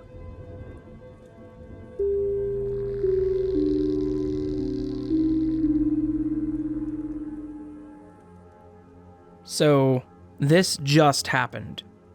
Around a year ago, a friend and I would hang out together almost every weekend. One day we went together to an arts gallery in this beautiful part of the city, where I would always take videos. We would talk a lot, since my friend had changed schools and we didn't see each other often, and we wouldn't text either.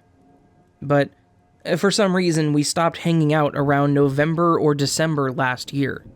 We just kind of fell out of contact. And then we got into an argument that involved another friend. We got mad at each other, and we never resolved it, and we haven't talked since then. Now to the glitch. Yesterday, I was going through my Photos app because I was running out of space on my phone. I found a bunch of videos of us hanging out. I was nostalgic, so not only did I keep them, but I also uploaded them to my Google Drive. So today, when I was in the middle of class, I got a phone call from this friend. I was so weirded out. I had no idea why they would call me. All that came to mind is maybe they were in trouble and needed my help. I accepted the call, and I could hear many voices in the background, talking vividly, and some music. I got kind of scared. Maybe they're in a place where they're not safe from COVID. Then, I listened to my friend saying the end of half a sentence. Not only that, but I then listened to myself replying to it. I freak the hell out and start asking, not screaming yet because I didn't want to wake up my house, "What the hell are you doing?"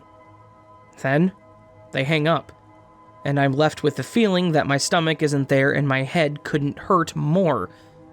That was some hours ago, and now I just went through our videos again, and there it was. The same background voices and music. But I paused my friend in the middle of a sentence saying, "Hold up, I'm filming." So they never finished that sentence. I never heard them saying it or something similar, and I definitely never answered to it. I'm kind of literally frozen in fear at this point. What just happened, and how did I hear myself? And why now? Should I be scared?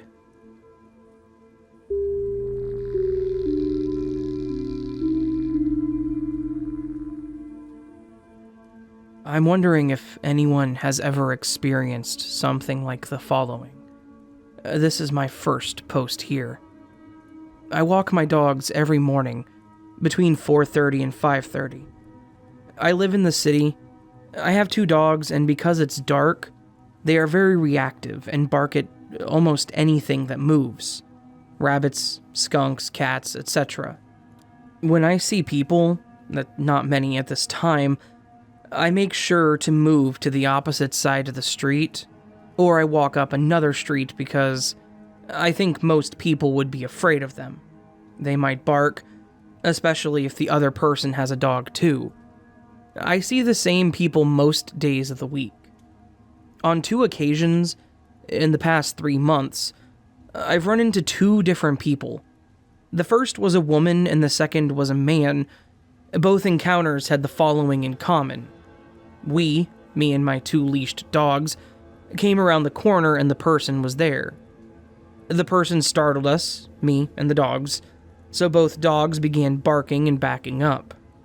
On both occasions, I struggled to get the dogs to keep walking and get out of the situation. Here's the weird part, though. Both people said the same thing to me angrily. Can't you walk faster? And if you can't control your dogs, you shouldn't have them. They said those exact same things to me in the same tone. I've not seen them since each encounter.